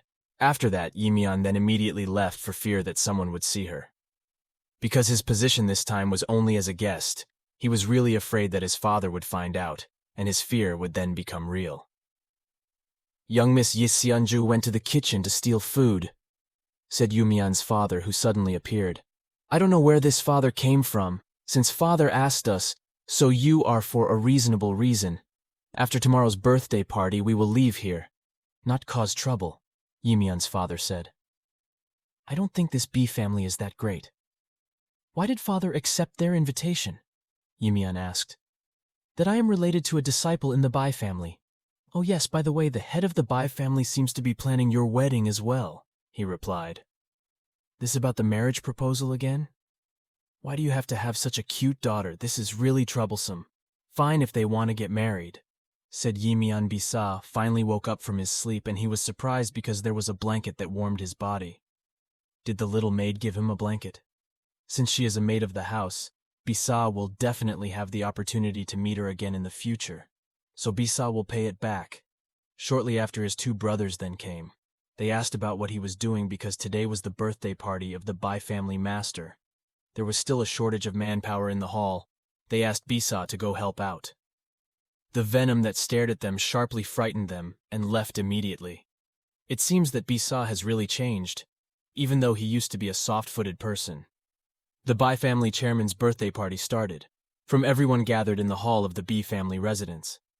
B Liu then gave the invited guests a welcome word, and he blatantly singled out Mr. Yixianju. In response to that, Master Yixianju laughed as a natural response, and he then asked his daughter to give greetings to the chairman of the Bai family who had a birthday. Yi Mian then bowed to her father, wishing Mr. B a happy birthday. Okay, princess. You are not only beautiful, but also very knowledgeable. I wonder if there is a wedding, said B Liu. In response, Mr. Yixianju then replied that if his daughter was still young, so there was no intention and about marriage. B Liu then said that there are many young talents in the Bai family, so basically he then offered marriage. Yi Mian was a bit irritated to hear that, as she didn't ask his opinion on it. Mr. Yi then replied that his daughter had been proposed by many famous businessmen, but all were rejected by him. Among them there were even princes from the Xingtian Empire and so on. Hearing that, B Liu immediately realized his condition, and asked if that meant the Bai family was unfit. Yi Mian then replied that it was simply a misunderstanding. It was just that Yi Mian had promised a long time ago, if anyone could react with the spiritual tool in her hand, he would be her husband-to-be. Yi Mian then opened the box she brought, which turned out to contain a cup. The glass was a long, dead white spirit weapon. If among the Bai family's young people could awaken this spirit weapon, Yi Mian promised to marry her in person today. The white spirit is the lowest spirit weapon. Even soul eaters below level 10 can activate it. Was Yi Mian joking? Asked Bi Liu. Yi Mian firmly said, if he would never break his promise. The crowd became overjoyed, naturally feeling that they could all bring him up. Bi Yun then casually spoke in response to them, and the Bai family's disciples immediately became terrified just by his casual words. All of them immediately turned into sycophants because Bi Yun was indeed the greatest person among them. Whatever it was, Bi Yun then saluted Yi Mian and introduced himself. Bi Yun intended to try, Yi Mian didn't mind it. Yi Mian then immediately handed over her spirit glass. Hey Miss Yi, have you loved me for a long time? I've thought of this lady's way, but I don't dare to speak. All right, don't worry, I will definitely fulfill Mrs. Wish, said Bi Yun. Bi Yun then took out his spiritual power. Bi Yun looked very confident, but the result was a blank. He was completely unable to awaken it, and of course it made Bi Yun very surprised as there was no reaction at all. But Bi Yun also couldn't do anything because he had already exerted all of his aura. All of the Bai family's disciples immediately scrambled to give it a try. They were all completely stunned by her beauty. 30 minutes passed, after which disciple B failed. It wasn't that Yi Mian looked down on them, but there really wasn't anyone that was fated for her, so they might as well just give up. Everyone was getting desperate. Suddenly someone then raised their hand. The person shouted that he wanted to try. That person is Bisa. He didn't expect that Yi Mian was lying. Yi Mian was a princess, not a maid of the Bi family. Bitao, who saw him, whispered to Bi Liu and asked him to expel Bisa, but Bi Liu didn't care and let it go. Since Bisa was also a member of the Bai family, he had the right to give it a try. Meanwhile, Bi Yun then threatened Bisa and told him to leave the Bi family if he failed. Bisa took Bi Yun to make a bet. If Bisa can activate it, then he will leave. But if Bisa can activate it, then Bi Yun must kowtow and apologize. These people had eyes but couldn't see such a thing. This they didn't even know of an artifact like the Queen of Seven Colors. These spiritual tools can evolve as the master's strength increases, but it takes a special formula to activate it, as God Shishen.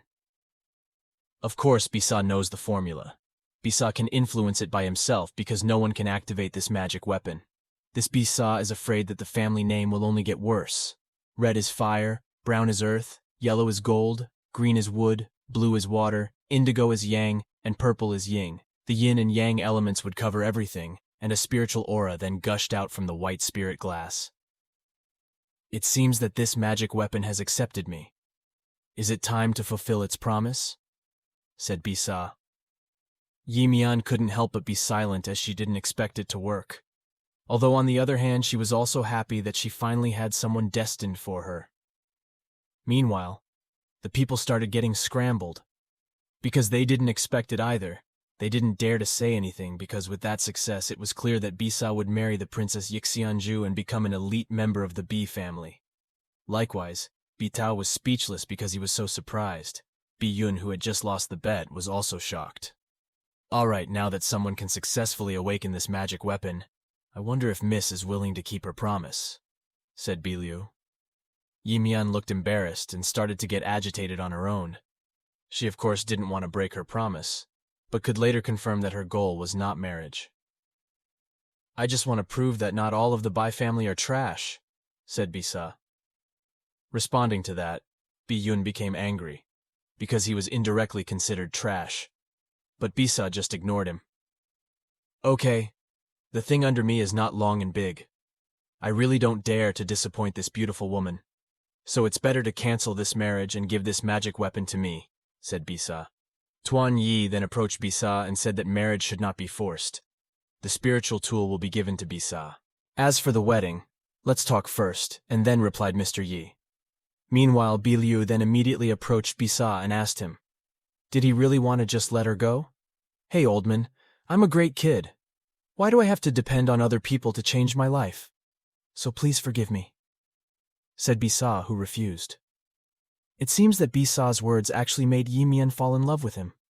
Even though Yi Mian didn't say anything, her face was clearly red. Meanwhile, Mr. Yi laughed because Bisa's style was similar to his style when he was young. Okay, if it's like this, the wedding must be annulled, and I hope Mr. Yi doesn't mind, said Bi Liu. Bisa then collects Bi-yun's promise because he has lost the bet. Bi-yun then saluted him for being unable to dodge and apologized in a low voice. Could then say that he couldn't hear her. Bi-yun then apologized many times after in a louder voice. Of course he became very ashamed therefore, and he vowed revenge. Bisa ignored him because he was useless trash, and he then said goodbye to Mr. B because he still had things to do. Bi-liu announced, "With this Bisa will recover his identity, go to the finance department to take the annual, and start participating in practice tomorrow." Bisa then thanked Mr. B's kindness, while the other students naturally intended to be sycophants, but in contrast to them, of course, Bi-tao became more and more resentful of him, and he intended to kill him as soon as possible. The day quickly passed, and the time for Yimian's departure had come. There was a horse carriage in front of the Bai residence. But the two maids looked confused because Yimian did not show up because it turned out that she was looking for Bisa. Yimian finally found him sleeping under a tree. Yimian asked why Bisa didn't accompany her home. Bisa saw that his father didn't want to lose his daughter, so Bisa couldn't touch him. Yimian smiled and then took out a hairpin and said that she had no friends, and the first Bisa. The hairpin was given to Bisa, so they are still in a relationship. Bisa was shocked because the hairpin was none other than his pawned item. Yimian laughed because the shop owner was playing a trick on her. But Bisa decided not to take the hairpin for giving him a spirit weapon. Yimian then immediately left, but she quickly became confused. She then said if she still had any questions, and Bisa told her to just say it. Yimian then turned to him and asked if he really wanted to marry her. It was so unexpected and it made Bisa confused. Bisa was silent for a few moments, and even then immediately took out a bottle of pills to change the subject. Bisa then took out the pill in the bottle and became very surprised because it was made from the blood of clams 10,000 years ago. "This is my investment in you, so when you advance in the future, you must double it. While green hills will not change, green water will flow forever, there will be a future." Yimian then waved her hand and then left the venom, which was confused because its character was difficult to predict. After that, Bisa then returned to his room and began to meditate. He was trying to awaken the true power of the magic weapon he had just obtained. However, in terms of weapons, they fought back against Bisa. Bisa then went to the alchemy shop first and bought some new medicinal ingredients to refine pills. Turning to the side of the alchemist shop, one can see a customer taking his order. The customer was very surprised because the shop owner's Zhejian pill was much better than usual. He then asked if his alchemist skills had indeed been enhanced. The shop owner then frankly said that if indeed he had made it, there was a very talented young man who was far above him, and he was the one who made it, said the shop owner. "Okay, the quality of these pills is very good, so Pekin will give 3,000 taels for extra payment," said the customer. The shop owner naturally became happy because, and not long after, Bisalalu came to buy some ingredients. The shop owner immediately greeted him well. He even prepared more ingredients for him. Bisa then came back soon after, and a horned customer became very curious because he could bother to put on a mask and robe just to buy ingredients. The shop owner then explained that the man was the one who made the pills, and the horned customer was getting more and more curious. Turning to the other side, Bisa then suddenly took off his mask as he felt that it was no longer necessary after having a firm footing in the Bai family. He then immediately returned, but quickly noticed that someone was following him. Bisa thought that it was just a useless errand of Bi-tao, so he ignored it. Bisa then immediately rushed back home to make pills. But a crowd of people filled the road. In front of him was a girl crying because her father had just died. He offered himself as a slave to anyone who wanted to bury his father. He was so miserable, and Bi-yun, who just happened to be there, then came over. The girl said as long as Bi-yun is willing to pay 100 taels to bury father, he will be a servant from then on, serving everyone, and will never go against it. Bi-yun then directly pulled it by force. "I'll give you 12 taels, just buy a thin and wide wooden coffin, then a corpse." Bisa then applauded him and said that if his father dies he must do the same for his father. Bisa then gave 100 taels to the girl, and Xiaolua thanked him. Bi-yun, who didn't accept it, was angry with Bisa, but people had seen it and started making fun of Bi-yun for being so arrogant. Of course it made Bi-yun angry. Then he put his spiritual power into his hand and he attacked Bisa. He swung his super fist, and in response to that, Bisa only extended one finger while smiling. Just a little trick. It doesn't really matter. Bisa took it lightly, but unexpectedly. Biyun's fist went much faster than he expected. Bisa was shocked, and even made him unable to avoid it. Bisa had no other choice, and he immediately activated the formation just before Biyun hit him. The fiery arrows then shot out from the formation circle that was created to hit Biyun directly. Biyun was knocked against the wall very hard, and he fell down without being able to do anything. While Bisa was surprised because it turned out that he wasn't the one who activated the formation. He didn't do anything. Bisa then guessed that it might be a magic weapon that protected him automatically.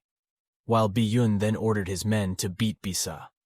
The horned customer then came. Obviously he attacked first, and Bisa was only protecting himself. Where did this brat come from that dared to meddle in the affairs of the Bakame family, replied to Biyun's two subordinates. The customer then introduced himself as a Lower Food Spirit Academy first-year disciple named Shi Ling. Everyone was surprised to hear that because the Lower Food Academy was very famous as a top academy that only accepted elite students. Likewise, Biyun's two subordinates, who of course became very shocked with fear, because being ranked first in the academy clearly showed how great his strength was. They then immediately ran away, taking Biyun away. Bisa just let them alone. Xiao Luo then thanked Bisa again for saving him. Bisa only told him to immediately leave the city because Biyun was very troublesome. Even though Bisa had already bought Xiao Luo, why did he kick her out instead? Xiling then also asked her the same thing because she thought Xiao was very beautiful and gentle. Bisa then asked him to forget about the previous agreement. Bisa emphasized that he doesn't like being served by other people. Can then thank Xilen. Bisa then introduced himself. Xiling then took Bisa out to eat. Bisa didn't mind because he was also interested in Xiling. Xiling then asked Xiao Luo whether he also wanted to come along. Xiao Luo refused because he had to bury his father first. Xiling then waved. Biyun finally arrived at B's residence. His men immediately informed Bitao. Bitao then immediately treated his son. Biyun, who still doesn't accept it but can't do much because Bisa has already won Mr. B's trust, unless some tactic is used to destroy Bisa and get him kicked out of the Bai family, said someone who suddenly appeared. It turned out to be Biyun's cousin named Bao Xian from the same spiritual food academy as Qiling. He happened to have an assignment in town, so he stopped by to visit. Biyun, who was very curious, then asked what kind of tactic he was referring to. Bao Xian then just walked away. The tactic this time is very easy, but requires a little sacrifice. Afterwards, moving on to Bisa, who was eating pizza with their Xiling, chatting casually as usual while eating. Xiling also said that his meeting with Bisa was destiny. But Bisa clearly knew that Xiling had followed her since leaving the alchemist's shop. Xiling was also very surprised because Bisa had known about it from the start. Xiling felt even more that Bisa was really interesting, and he then asked him about why he didn't just enter the Soul Eater Academy. With his extraordinary ability, of course he could know anything about it. So he asked for grades to explain it. Xiling then explained. What is essentially a soul-eating academic is the top academy on land. And of course, true to its name, it is an academy that focuses on soul training. Basically, the name was probably taken from the nickname of the cultivator, that in the world it was called Soul Eater Academy itself, had existed for hundreds of years and definitely did not develop many outstanding talents. Broadly speaking, the classes were divided into three, namely, Chixiao Academy, Langqiong Academy, and Jinyu Academy. It was like a kind of flow of martial arts, which of course each has its own advantages.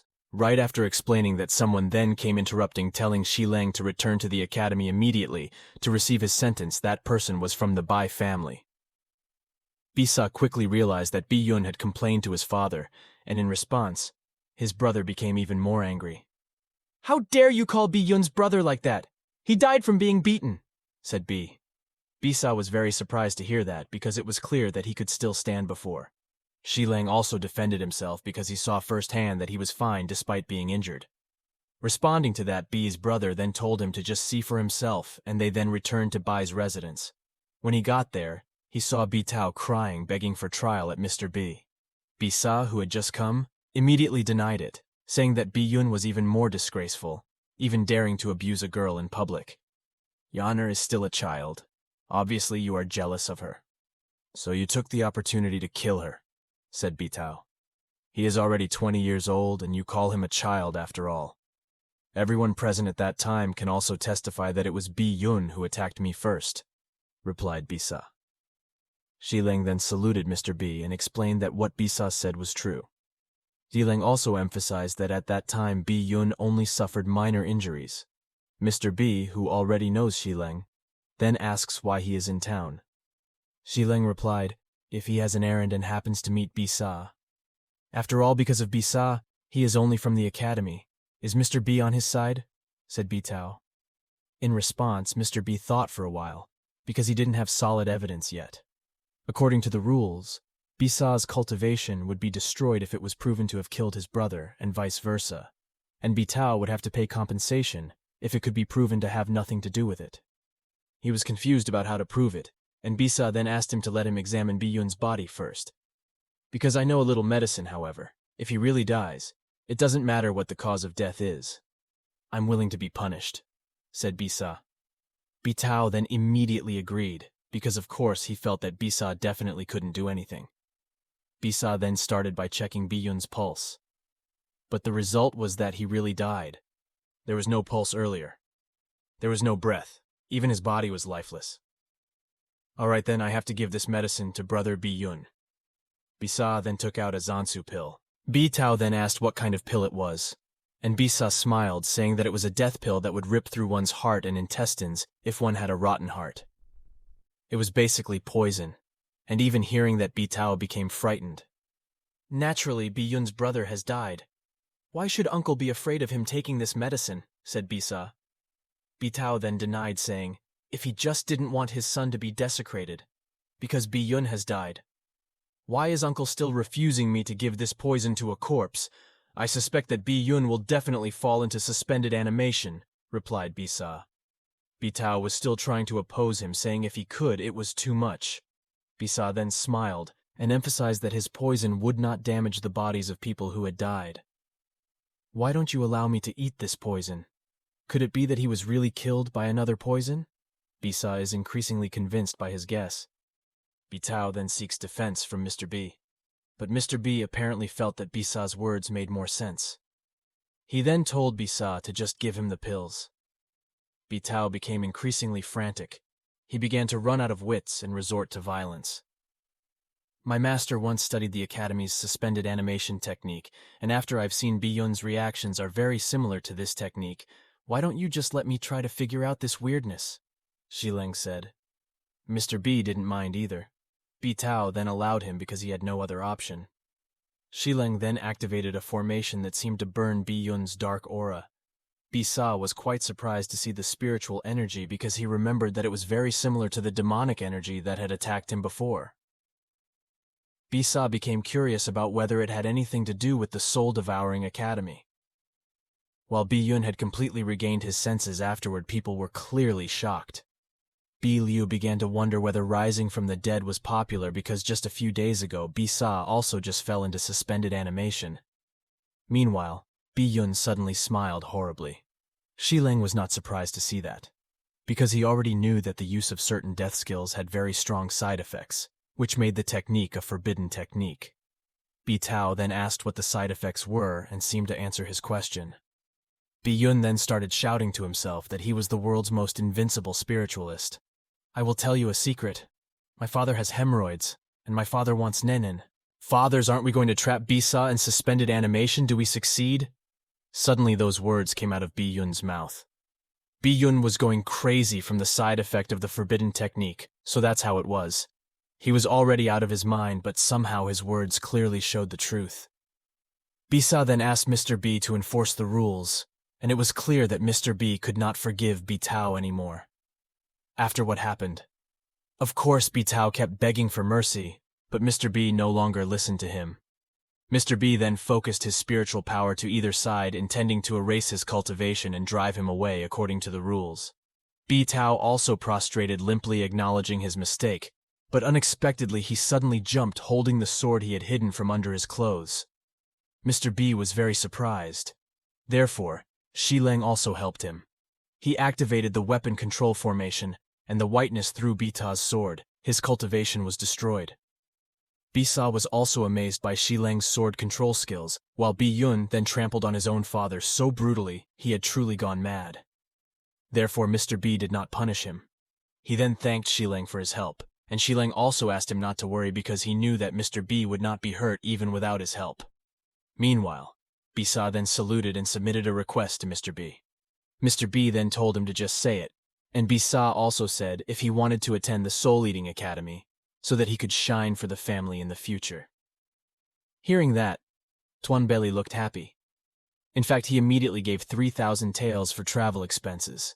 Mr. B really supported Bisa for that, and Bisa then thanked him for the support. Well, I actually wanted to go with you, but unfortunately I still have errands to do, but with your strength it shouldn't be a problem to pass the academy exams. We'll meet again, later. Shilang then left. Before that, Mr. B then invited him to talk first. While Baoxian was peeking at them from behind the room, he was not the least bit saddened by the death of his cousin and uncle. Instead, he became very happy because the inheritance would definitely go to him. Of course, that was indeed his intention from the start, because even if the suspended animation tactic succeeded, Bi-yun would still go mad. Bisa doesn't seem to notice his presence, so let's just ignore him for now. After that, he could immediately take the money and go to the academy. Halfway through, he stopped for a moment because he found a very clear river. Bisa then dived in the river while taking a bath, feeling good because the water was so fresh. His enjoyment then increased because just as he was rising to the surface of the water, he saw a beautiful girl. The girl was of course very surprised to see Bisa's arrival, and vice versa. Bisa also panicked. While bathing in the river, Bisa unexpectedly met a girl. Too bad my eyes are blind, so I can't see the beautiful scenery here. Bisa then pretended to be a blind man and left while the girl quickly got dressed. It's not bad, it seems that he really believes that I am blind. It seems that my acting skills are not bad, said Bisa. But of course his thoughts were wrong. The girl then immediately attacked him when he finished changing clothes. The girl took out a spiritual whip and smashed it towards Bisa. His spiritual power was very strong, but Bisa managed to avoid it by jumping. Bisa then immediately put on clothes while the girl then asked Bisa why she could avoid the whip if she was blind. Miss, I just don't want you and I to feel embarrassed. Why bother like this? Replied Bisa. I can't just let you see this body. You have to pay the price, said the girl. Makes sense, I have what you want. Just take it yourself, said Bisa. Well, since your eyes see me, then I'll pry it out. The girl then attacked again with her whip. Bisa manages to avoid it, even though it's a bit late, and scratches his cheek. Okay, since this lady refuses to stop eating, don't blame me for not being affectionate, said Bisa. Okay, I also wanted to see what you can do, the girl challenged him. Bisa then prepares to issue his flagship move while the girl looks very alert, waiting for the next attack to come. Bisa took out his signature technique, which was nothing but lightning move. He ran away. But of course the girl didn't let it go. She immediately gave chase but quickly lost her track. Hey, you don't need to hide. I can feel the spiritual power in you even though it's very weak. I can find you sooner or later, so come out quickly, the girl shouted. Didn't I just catch a glimpse of your body? Apart from that, your body is also mediocre, replied Bisa up in the tree while eating an apple. Of course his words made the girl furious. She really wanted to kill Bisa and she ran to attack him. But suddenly a rope then tied her feet. The girl was shocked and finally lifted up without being able to do anything. Damn, you dare to use tricks like this, really shameless, said the girl. Hey, I caught you with my skills, so why are you even angry? You are still very young but very hot-tempered. I think you should calm your anger so you won't be single. Bisa then left him, but unexpectedly the fire started creeping out of the girl's feet. Bisa was surprised to know that, and the next moment the girl managed to escape. At first I just wanted to teach you a little, but now you really piss me off. He then let out a much stronger flame surrounding himself. The grass he stepped on caught fire with just his footsteps, and it really surprised Bisa. Wait, if you really use a powerful fire spirit technique here, you will burn the entire forest. Suddenly the girl vomited blood. She then fell and finally became unconscious. Why is this person suddenly lying down? Is he doing this on purpose to set me up? Bisa looked confused, but quickly realized that the girl had really fainted. Bisapun then quickly checked his pulse and found his heart hurt from forcing a powerful spiritual technique with unstable emotions. Bisa then took him to an empty house he found, and then started healing him. Time flies quickly, even night falls, but the girl unconscious. Strangely, there is a very strong fire spiritual power in her body. But it seems that it is not his own strength, thought Bisa. The girl's flames then started burning her hand as if to devour it. The fire then spread throughout his body, making Bisa in pain, but he also did not want to give up because the girl would die. Bisa then absorbed the fire and continued to recover. However, the fire was too strong that it could explode Bisa's spiritual sea. Bisa started to panic, and right at that moment her Queen of Seven Colors magic weapon reacted to absorb the fire, realizing that Bisa then used it to absorb fire. Time passed, and it seems the recovery was successful. Bisa then walked out because there was still some fire left in his hand, then looked for water to quench it. Luckily it rained then. Morning came, and the girl finally woke up. He looked relieved because he had not slept soundly and comfortably in a long time. But he quickly became panicked when he saw his clothes messy. He began to think whether or not, and then immediately went out to look for Bisa. A moment later, he became very surprised because right in front of him was only a very barren, dry forest. Bisa also just woke up. For some reason he was completely naked because he practiced very intensely last night. Shortly after the girl then came, Bisa immediately said good morning to him, and a tree trunk shot to hit his head, along with the screams of the girl who told him to quickly wear clothes. Bisa then immediately put on clothes and then asked whether the treatment was appropriate for someone who had saved him. "I didn't ask you to save me. Besides, didn't you use me too?" replied the girl. "My skill isn't that deep. I can absorb your aura out by removing my clothes. But the aura of fire that is in your body is so violent and arrogant. It will even be a boomerang for yourself. This aura of fire is indeed a gift, but also a curse for me. Back when I was born, there was an aura of fire of unknown origin present in my body. Even though this spiritual energy had made my path of practice more effective, it also made my body wrapped in an aura of fire. I can never get close to anyone. Even I never met my parents. Everyone was always avoiding me, and I was always alone. Not only that, I also have to soak my body in cold water for 1 hour regularly, because otherwise I will be beaten by the flames and suffer." The girl looked sad when she told it, and Bisa understood the situation. "No wonder you suffered a backlash, really. Who made you like this? You still have the face to say this." "If you didn't see me taking a shower, I wouldn't be like this," replied the girl. "Never mind anyway, I also saved your life." So he broke even the girl, then tried to say something else. But Bisa immediately pinched his cheeks. "Not as exaggerated as you say, it feels quite comfortable." Bisa also stroked her cheek, making the girl very surprised because her hand was not burnt. "Impossible. Why can you touch me?" Girl looked shy. After that, Bisa replied that it was possible because he had absorbed the aura of fire. The girl became embarrassed by herself. "Hey, your personality is so cruel and arrogant. Even if you're normal, no one would dare to approach you. It's a pity that there are so many young talents who want to approach me in the Soul Eating Academy. I only keep you low as bread," said the girl. "Oh, it turns out you're a student too. My trip is just to take the entrance exam for the academy." "Then how about we go together?" Can Bisa say.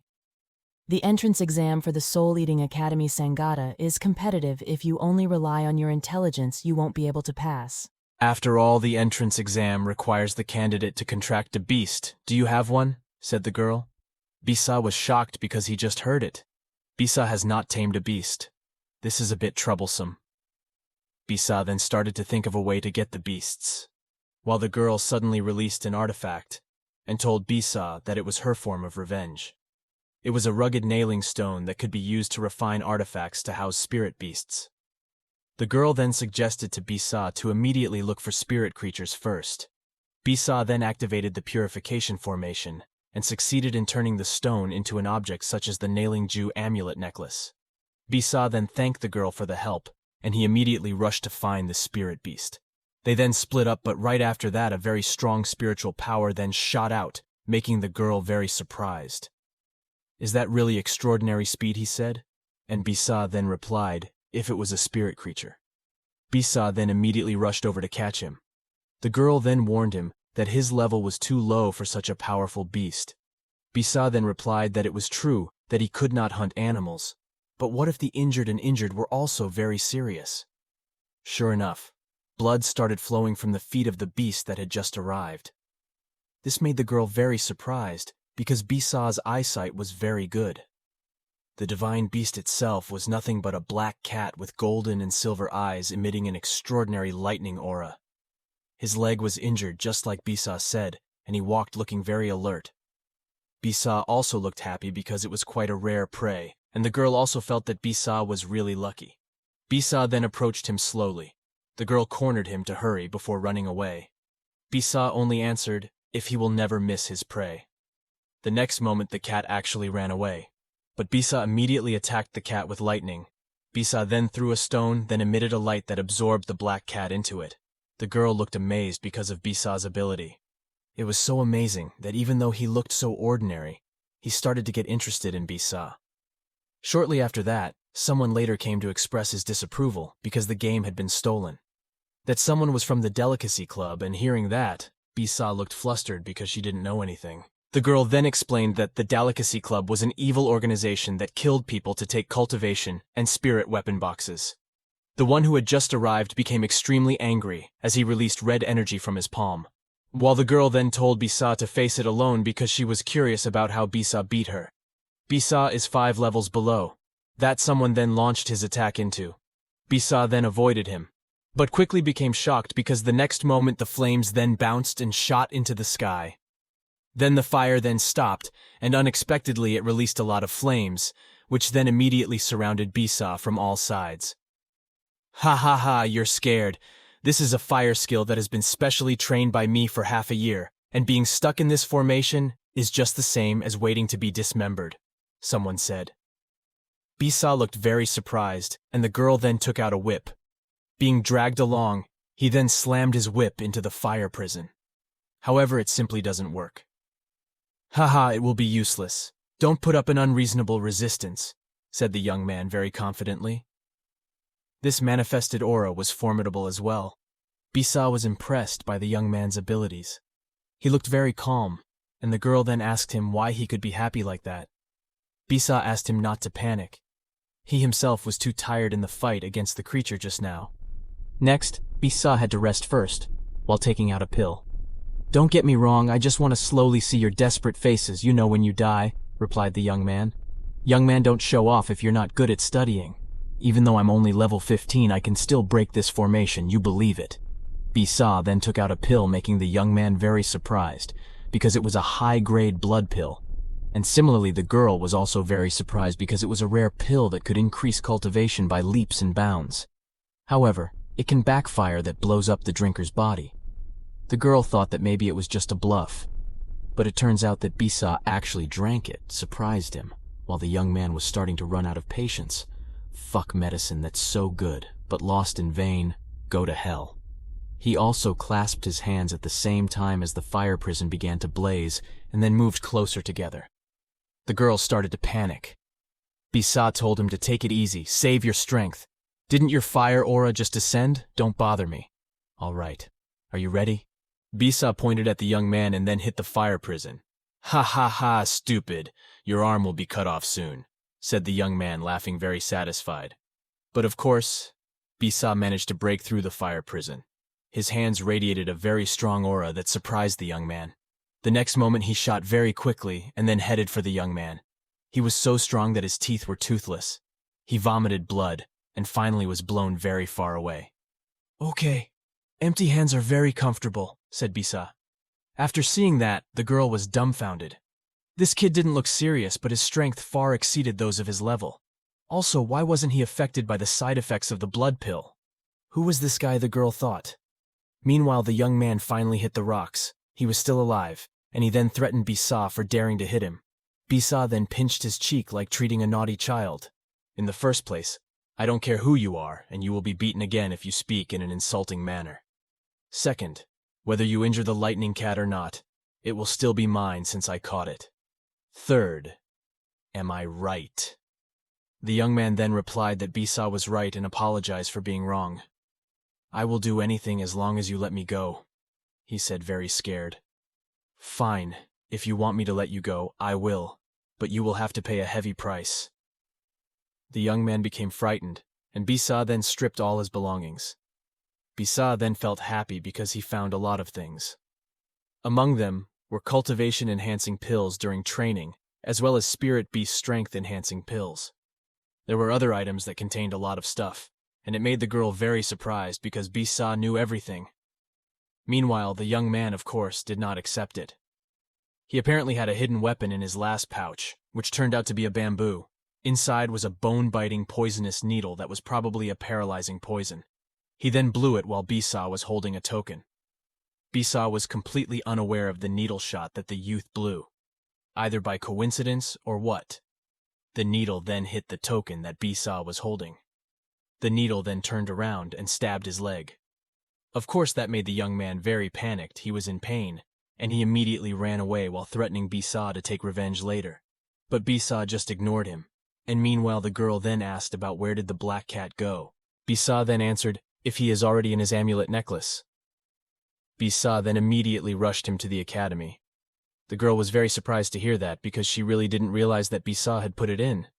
More than that, he actually hadn't taught Bisa anything about how to use it either. He also became increasingly interested in Bisa because he always made surprises. He then followed her. 3 days passed, and Bisa arrived at Bisheng Mountain, where the Soul-Eating Academy was located. The mountain was very high, and you could see people being kicked down while climbing the mountain. Hey, if you want to go up the mountain to register first, consider how much money do you have, especially those who have no contract beasts or spirit beasts are too trash. The Soul-Devouring Academy was the #1 academy in the world, and all the people who could enter were dragons and phoenixes. Those who can't meet the requirements should just go home and don't come here again, said someone who looked like an examiner. Is this the start of the assessment? Asked Bisa. The girl, whose name is unknown, then explained that it was just an initial screening to eliminate stupid people who didn't have spirit creatures. So far, he doesn't believe that Bisa has caught the lightning cat before. So he also thought of him as a fool. So that talisman necklace before was actually only able to capture the spirit core of spirit beasts. The point was not to catch the creature as a whole. It could only catch its heart. And in response to that, Bisa then asked him to make a bet. If I can pass this level, what if you become my fan? Said Bisa. The girl was very surprised, but don't get me wrong, I only mean well. You said you were being chased by many people, so I just helped you so they would just give up if you follow me, said Bisa. How dare you make such a demanding request? Do you know that this girl's true identity is what? Forget it. You won't pass this test anyway. I agree with this bet, said the girl. When facing the supervisor, Bisa then introduces himself and says his goal is to register. So I saw you talking to Miss Long. Not only don't have any contract creatures, but also dare to take young Miss Long. You are unforgivable. The supervisor then took out his contracted beast named Senmo, in the form of a forest wolf. Miss Long screamed very frantically because she felt the killing aura was very strong. I thought cock can be talked to, but you are forcing me to do this. Bisa then cast an incantation to restore the spirit core to its original form, and a lightning cat then appeared from his amulet necklace. A bolt of lightning appeared after closing vision. The next moment, the lightning cat could then jump to reach the watchdog very, very quickly, so that what is seen is blood flowing very swiftly. Seeing that, the overseer became surprised, not believing what happened. It wasn't a spirit beast, it was a monster. He used a demonic art, the supervisor said. I don't know what he meant. The supervisor then ordered everyone to surround Bisa. Meanwhile, someone from somewhere quite far away became interested in Bisa because she could use Grandmaster-level spells. His identity is unknown, so we'll just ignore it for now. Turning to the side of the mountain, the overseer ended up being seriously injured and his subordinates became anxious. All right, brother Daju, do you believe if I have a beast? Said Bisa. Miss Long was surprised because even though there was obviously no entity, the attack power was extremely strong. Likewise, people began to become very curious about what kind of animal it was. Daju asked his subordinates to kill Bisa. Daju's subordinates then immediately took out their swords. They then attacked the can, but suddenly they stopped by themselves because their feet froze. You've been beaten by a newcomer, yet you still refuse to admit it. You even used people to take care of just one person. Are you shameless? Said someone who just came. Ice martial arts isn't supposed to be the contract beast, but where is the beast I can't see? Said Bisa. He was the Soul Eating Academy's third-year senior vice. Chiron then greeted Bisa, and Bisa returned the greeting and introduced himself. Bisa then asked permission to enter the academy, but Chiron refused it. You can fool others with a little trick, but it didn't work for me. That beast you used was just a mere soul image summoned with a beast core, showing you dared to come here and pull off a trick. How can I let you in? Chiron said. Sure enough, it was an enchanting silver ice fox. Although the power of lightning can withstand the power of ice. But mine is just a soul image. Looks like it will take a bit of effort, thought Bisa. While Chiron then began to attack, he released his ice fox, which then created ice. The fox was very fast, but Bisa managed to avoid it by jumping. Miss Long seemed to want to interfere, while Bisa then counterattacked. Bisa shot a lightning bolt from his hand, which then aimed at the ice fox, hitting it directly and causing it to melt. But that was just a joke. Then it suddenly snowed. Bisa flinched because it was able to freeze his body. Everyone became confused, and someone then appeared from above the snow sky. Obviously, it was all his doing. With the fan flapping in his hand, he then came down, and it made everyone crazy because he was so handsome. He was a very famous person, with the nickname of the Wing of Ice. He was named Jishuang Yi, and he then asked Bisa if he wanted to study. Bisa replied that it was true, confused because he felt a familiar aura within him. Very good. Become my personal disciple, Jishuang Yi replied. It surprised everyone because a teacher usually only recruited one student personally every 5 years. Of course, as a personal disciple, Bisa would obtain special privileges that everyone would be very envious of. All right, Chiron, what do you think? Asked Jishuang Yi. Chiron then immediately saluted him. Teacher Yi has spoken up, Chiron dare not refute it. A talented and unique brother can be liked by Teacher Yi. It is a great honor, Chiron replied. Even though deep down he didn't accept it because Bisa had violated the academy rules, and then unexpectedly Bisa also expressed his refusal. How can you buy and sell students? I don't agree, said Bisa. Everyone was surprised to hear that, because Bisa had just turned down the opportunity that all the students wanted. There were only 8 great masters in the academy, and they were called the 8 spirits. Jishuang Yi then asked Bisa why he refused, and Bisa then thought for a moment. The reason is that, in short, you are not qualified to be my master. Don't get me wrong, I mean that no one in the world has this qualification, said Bisa. Basically, he was indeed the chief god Shushan, or the god of creation, so what he said made sense. But of course, hearing that, everyone became soik. Bisa then asked Miss Long if she wanted to hug her. Miss Long just closed her eyes because she didn't expect Bisa's words. He actually wanted to beat him up, but he still respected Master Yi. Meanwhile, Teacher Yi laughed. It was indeed a good reason, but he also had a reason worthy of consideration. Master Yi can use authority to let Bisa enter the Changling Cave to select a contracted spirit beast. Everyone, including Chiron, became very surprised. Bisa then asked Miss Long. Miss Long also explained that it was a cave where all the rare spirit creatures captured by the disciples were locked up for thousands of years. School teacher Yi stipulated that only junior brother Yi, who was in Class A, could give me the chance to choose someone. Thinking of this, Bisa naturally became interested because the Qiangling Cave could save his effort. After all, having a teacher as support wasn't too bad either, he thought. Bisa then saluted, and he accepted. Jishuang Yi then told him to follow him while the people fell silent in shock because of Bisa's luck beyond reason. Chiron still didn't accept Jishuang Yi's treatment against the rules, and he intended to report it. Dozens of new students were seen queuing up for the division of the practice room. For the initial assessment, they even had to wait 3 hours more for it. But Bisa can roam freely because he has Master Yi as a personal teacher. He gets special treatment and he can enter very easily. Meanwhile, Miss Long excused herself from leaving because she still had other things to do. Bisa then reminded him about the bet, and Longxia was speechless. That Longxia has a fierce personality and is well known in the school. You are the first person to dare to be so reckless and not get hurt by it, said Master Yi. Bisa only replied that it was normal. By the way, what do you think of me? Why did you accept me as a student? Asked Bisa. You remind me of a very important parent, and don't mention it. I'll take you to the dormitory first, said Master Yi. Long story short, they finally arrived at the hostel, and after that we will be shown with a flashback, We see several people seriously injured, and one of them is Master Yi. You are the only one left, and you still refuse to submit to me. I will give you one last chance. Join us if you don't want to die, said a black-robed person. You three betrayed us, killing your comrades and trying to seize the spirit weapons of the gods. As long as I'm still here, I won't spare you. Jishuang Yi then activated a formation. Meanwhile, the three robed people then attacked him. They really wanted to kill him, and Jishuang Yi, who was meditating, woke up.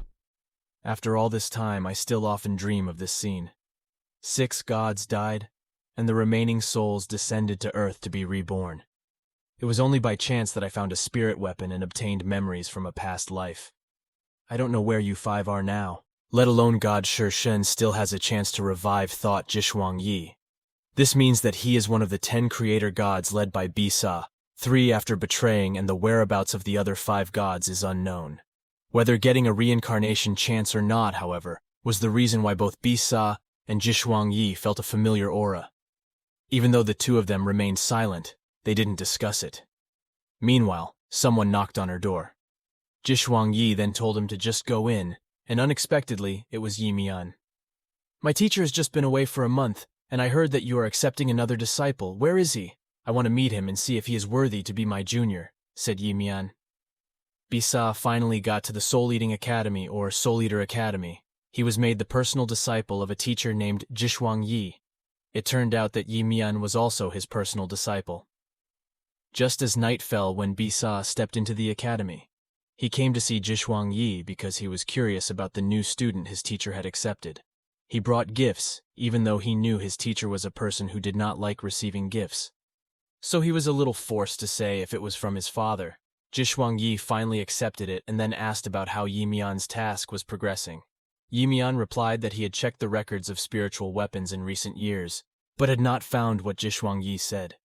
Hearing that, Jishuang Yi looked somewhat disappointed and started to think whether perhaps what he was looking for had already been lost in the mountains and forests. During the war back then, it spoke of god spirit weapons. However, it was Yi Mian who actually had one clue where he found a white spirit weapon that was close to one of the colors that Jishuang Yi had painted. Even though his level was quite low, Jishuang Yi then asked where the weapon was. However, it turned out that Yi Mian had already given it to a friend because she felt that it was definitely not what Jishuang Yi was looking for. Jishuang Yi gasped in confusion, and in the end, he then just told Yi Mian to get some rest to meet his junior sister tomorrow morning. But Yi Mian refused, because as a junior she should have greeted him first on the initiative. But on the other hand, he's also very curious about it, which managed to make his teacher interested. Therefore, Yi Mian then begged her teacher to help her convey a message to her junior sister. Bisa, who was eating pizza again. It was the Pizza Hut he always visited, which turned out to have a branch at the Soul Eater Academy. He enjoyed the pizza accompanied by the beauty of the night, and surprisingly, someone was then seen jumping over the roof of the building. That person was wearing a black robe that looked suspicious. Bisa then followed her, and the girl threw several kunai, which Bisa then parried with a lightning shield. The girl then immediately ran away when she found out that her attack had failed. But Bisa didn't just let him go. He immediately chased until he finally managed to pull his black robe. He was silent for a moment, because it turned out that what was under the cloak was a very cute woman. Meanwhile, the girl then kept running away and accidentally stepped on the formation circle. He quickly realized the impending danger, and sure enough, an extraordinary red spiritual aura appeared from the circle formation. Seeing that even Jishuang Yi, who was in his room, looked surprised because it was a trap formation prepared by the academy. It was a heaven-burning formation so extremely violent that knowing it could be certain that there must be something hidden nearby. The circle formation was so vicious that even those who fell into the formation would lose all spiritual power and would be burned alive to death. That means it has to save something special, and aside from that, luckily, Bisa manages to save the girl in time. Interestingly, with spiritual power, the girl only fainted probably due to the effect of the overwhelming power, and soon a group of people came.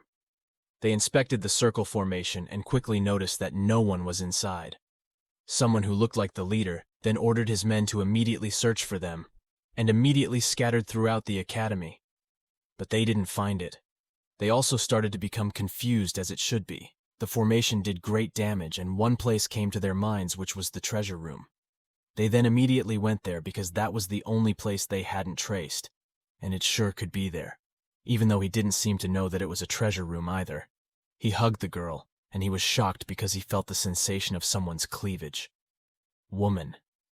That's how he initially thought that the girl was a boy, maybe because her hair was short. Whatever it was.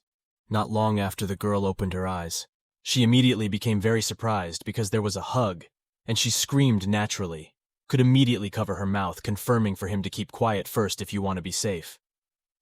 The girl finally became silent, realizing her condition, while being able to immediately think of a way. She then told the hadith about her plan, and the next moment, he then darted away with incredible speed, almost imperceptibly, so seeing that the girl was very surprised, and started to wonder who he really was. Surprised, and it turned out that the person who screamed was none other than Venom coming from a different direction. The pursuers immediately replaced him because they dared to enter the restricted area, but could rebel. So he was playing a drama about friends fighting, and he kept shouting, calling Xiao Yu, Xiao Yu. Of course, the teachers didn't just let it go, but managed to break through, and then a piece of wood fell from behind a dark alley. Xiao Yu also appeared in a beta outfit, telling him that his brother-in-law could immediately approach and immediately give him a yellow robe to wrap his body. He also asked why his clothes could be torn, and Xiao Yu immediately explained that earlier, when the runner was hit by a formation trap, the way he spoke showed as if he did not know anything about the forbidden area, and could immediately hug him. The drama he made was perfect, and could have wanted to accompany Xiao Yu. Xiao Yu met Bisa, but of course the pursuers. It's not too stupid to believe it so easily, because it was re-elected. Bisa and Xiao Yu were also new people that he had never seen before, and could only answer if he was a personal disciple of Teacher Ji. The pursuers gasped in disbelief, but news about Ji Shuangyi's teacher, who had just accepted a new student today. Never mind. They could then introduce themselves with intimidating eyes. He then asked whether it was still necessary to call his teacher over. The pursuers were naturally frightened because it turned out that Ji Shuangyi was very famous for defending his students. The subordinates also suggested that they treat it as a lover's quarrel because they wanted to survive, and it turned out that the boss had the same thought. Went very smoothly. However, it turns out that behind the smile the boss is chasing. He is planning to report it because he has entered a restricted area. Switching to Bisa's side, can he easily ask who Xiao Yu really is? Because he is sure that he actually knows that it is a restricted area, Xiao Yu then answers that it is because there is Academy Soul's biggest secret in it. He can then ask again what secret it is. And Shujo was silent for a moment, and the next moment he unexpectedly took out a dagger from his waist. Then he stabbed the Venom from behind, but the Venom that realized it immediately turned around and activated the shield. The next second a circular shield appeared to wrap around his body, and it cancelled Xiao Yu behind me. It was very good to save you. But do you really want to attack me? Ask, can those who humiliate me have to die? I'm hurt now, but one day I will kill you to erase the shame, replied Xiao Yu. That's how it seems he didn't accept it, because it was grappled by Venom, and he then left after threatening. In the end, Xiao Yu's identity was still unknown, and the night quickly passed after that. Could have then returned to the dormitory while thinking about this, that had saved him twice. He wanted to thank him in person, but he also didn't know where. Now it seems it was about the rare blood pill that Yumian gave him first that saved him from Joni, and the second was that it was probably used to help him move lightning fast when saving Xiao Yu. Basically, it was like a buff, so yeah, maybe that's what happened. And then in the middle of his journey, someone called him. He was Ji Shuangyi, who asked, where could he go? Could also answer, if last night got lost while looking for food. And Ji Shuangyi also threw a letter to him, as if explaining that the academy really has many secrets. You'd better not rush so as not to cause disaster, he said, as if he knew what had just happened. But Ji Shuangyi also didn't mention it, and he then only said he could if the letter was from his senior sister, who wanted to see him tomorrow. You might be surprised because you just found out, moreover, the meeting location is also in a very far area that requires crossing many mountains. He also asked his teacher what he really wanted to do. Didn't know anything, and he only asked to be careful. Could also get a bad feeling because of it. Even though, so the next morning, he still went, and long story short, he arrived right at noon in a mountain. He then took a very strong breath before screaming for his senior brother. His voice reverberates so loudly that it triggers the ape beasts to come out of their hiding place. His senior brother, who is nothing but a dream, laughs knowing that, because there will be a good show to watch if you want to become my junior, you must pass my trial.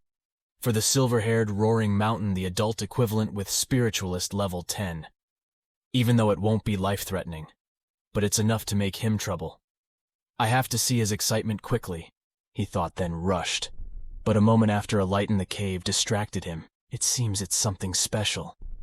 Yi Mian then checked it, first turned to Cici Khan. He was quickly surrounded by monsters. Immediately a monster threatened him with a fist that spanned the ground, but managed to avoid it by jumping.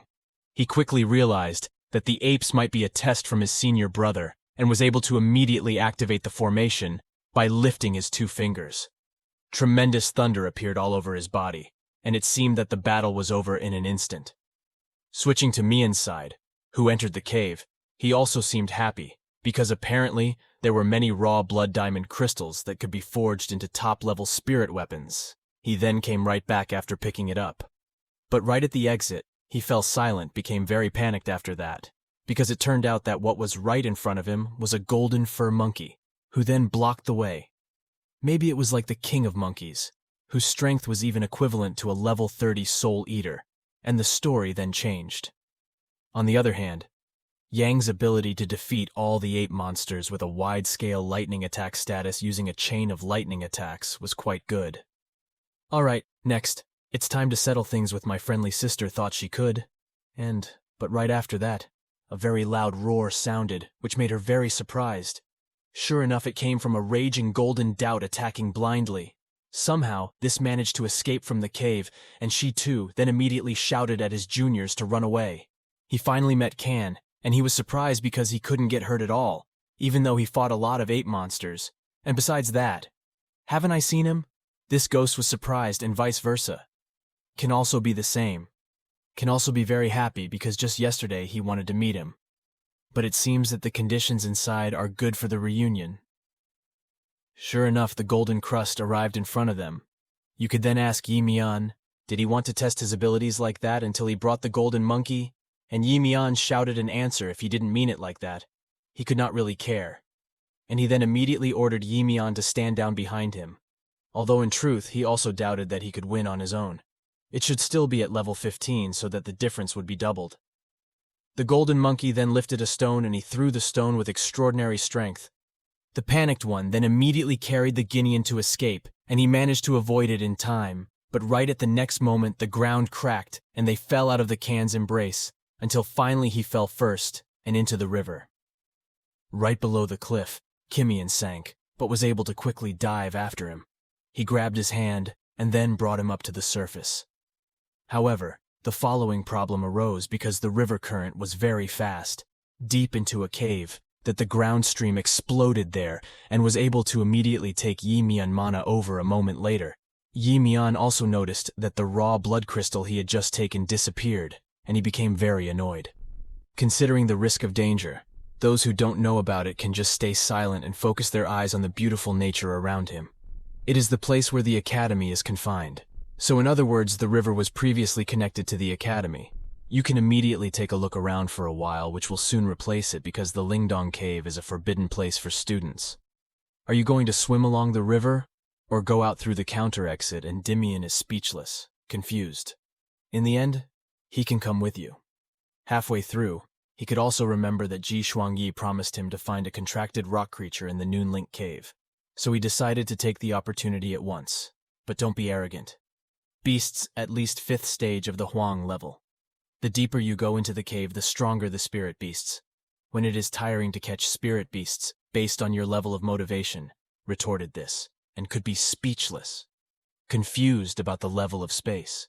Because as far as he could remember, neither the human world nor the mortal world should have such a level. Like this. Who thought that if you could not know about it, then explained that if the rock beast is divided into 4 levels, the 4th or lowest is the space level, then the 3rd is the swan level, the 2nd is the earth level, and the 1st level is the heaven level. Each has 11 stages or levels, and the attributes are also divided into 10, namely gold, wood, water, fire, earth, wind, lightning, ice, light, and darkness. You can obviously already know that because he is actually the strongest god, and the next moment he panicked because of the appearance of the Negro beast.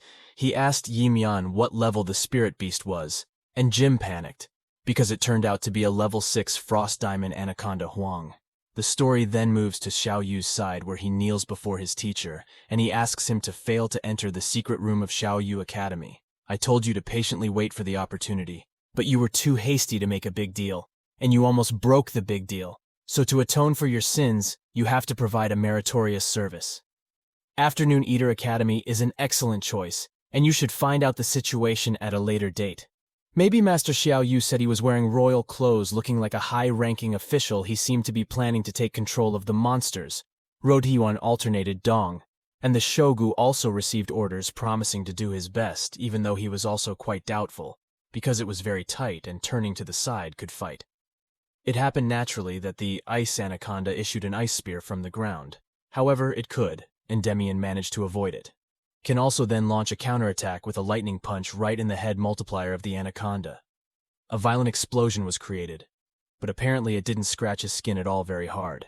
Even though only at the space level 6 stage, one could even think whether it might be because of the natural aura in the brush overflowing and starting to panic, because of the possibility that other beings would come and be there.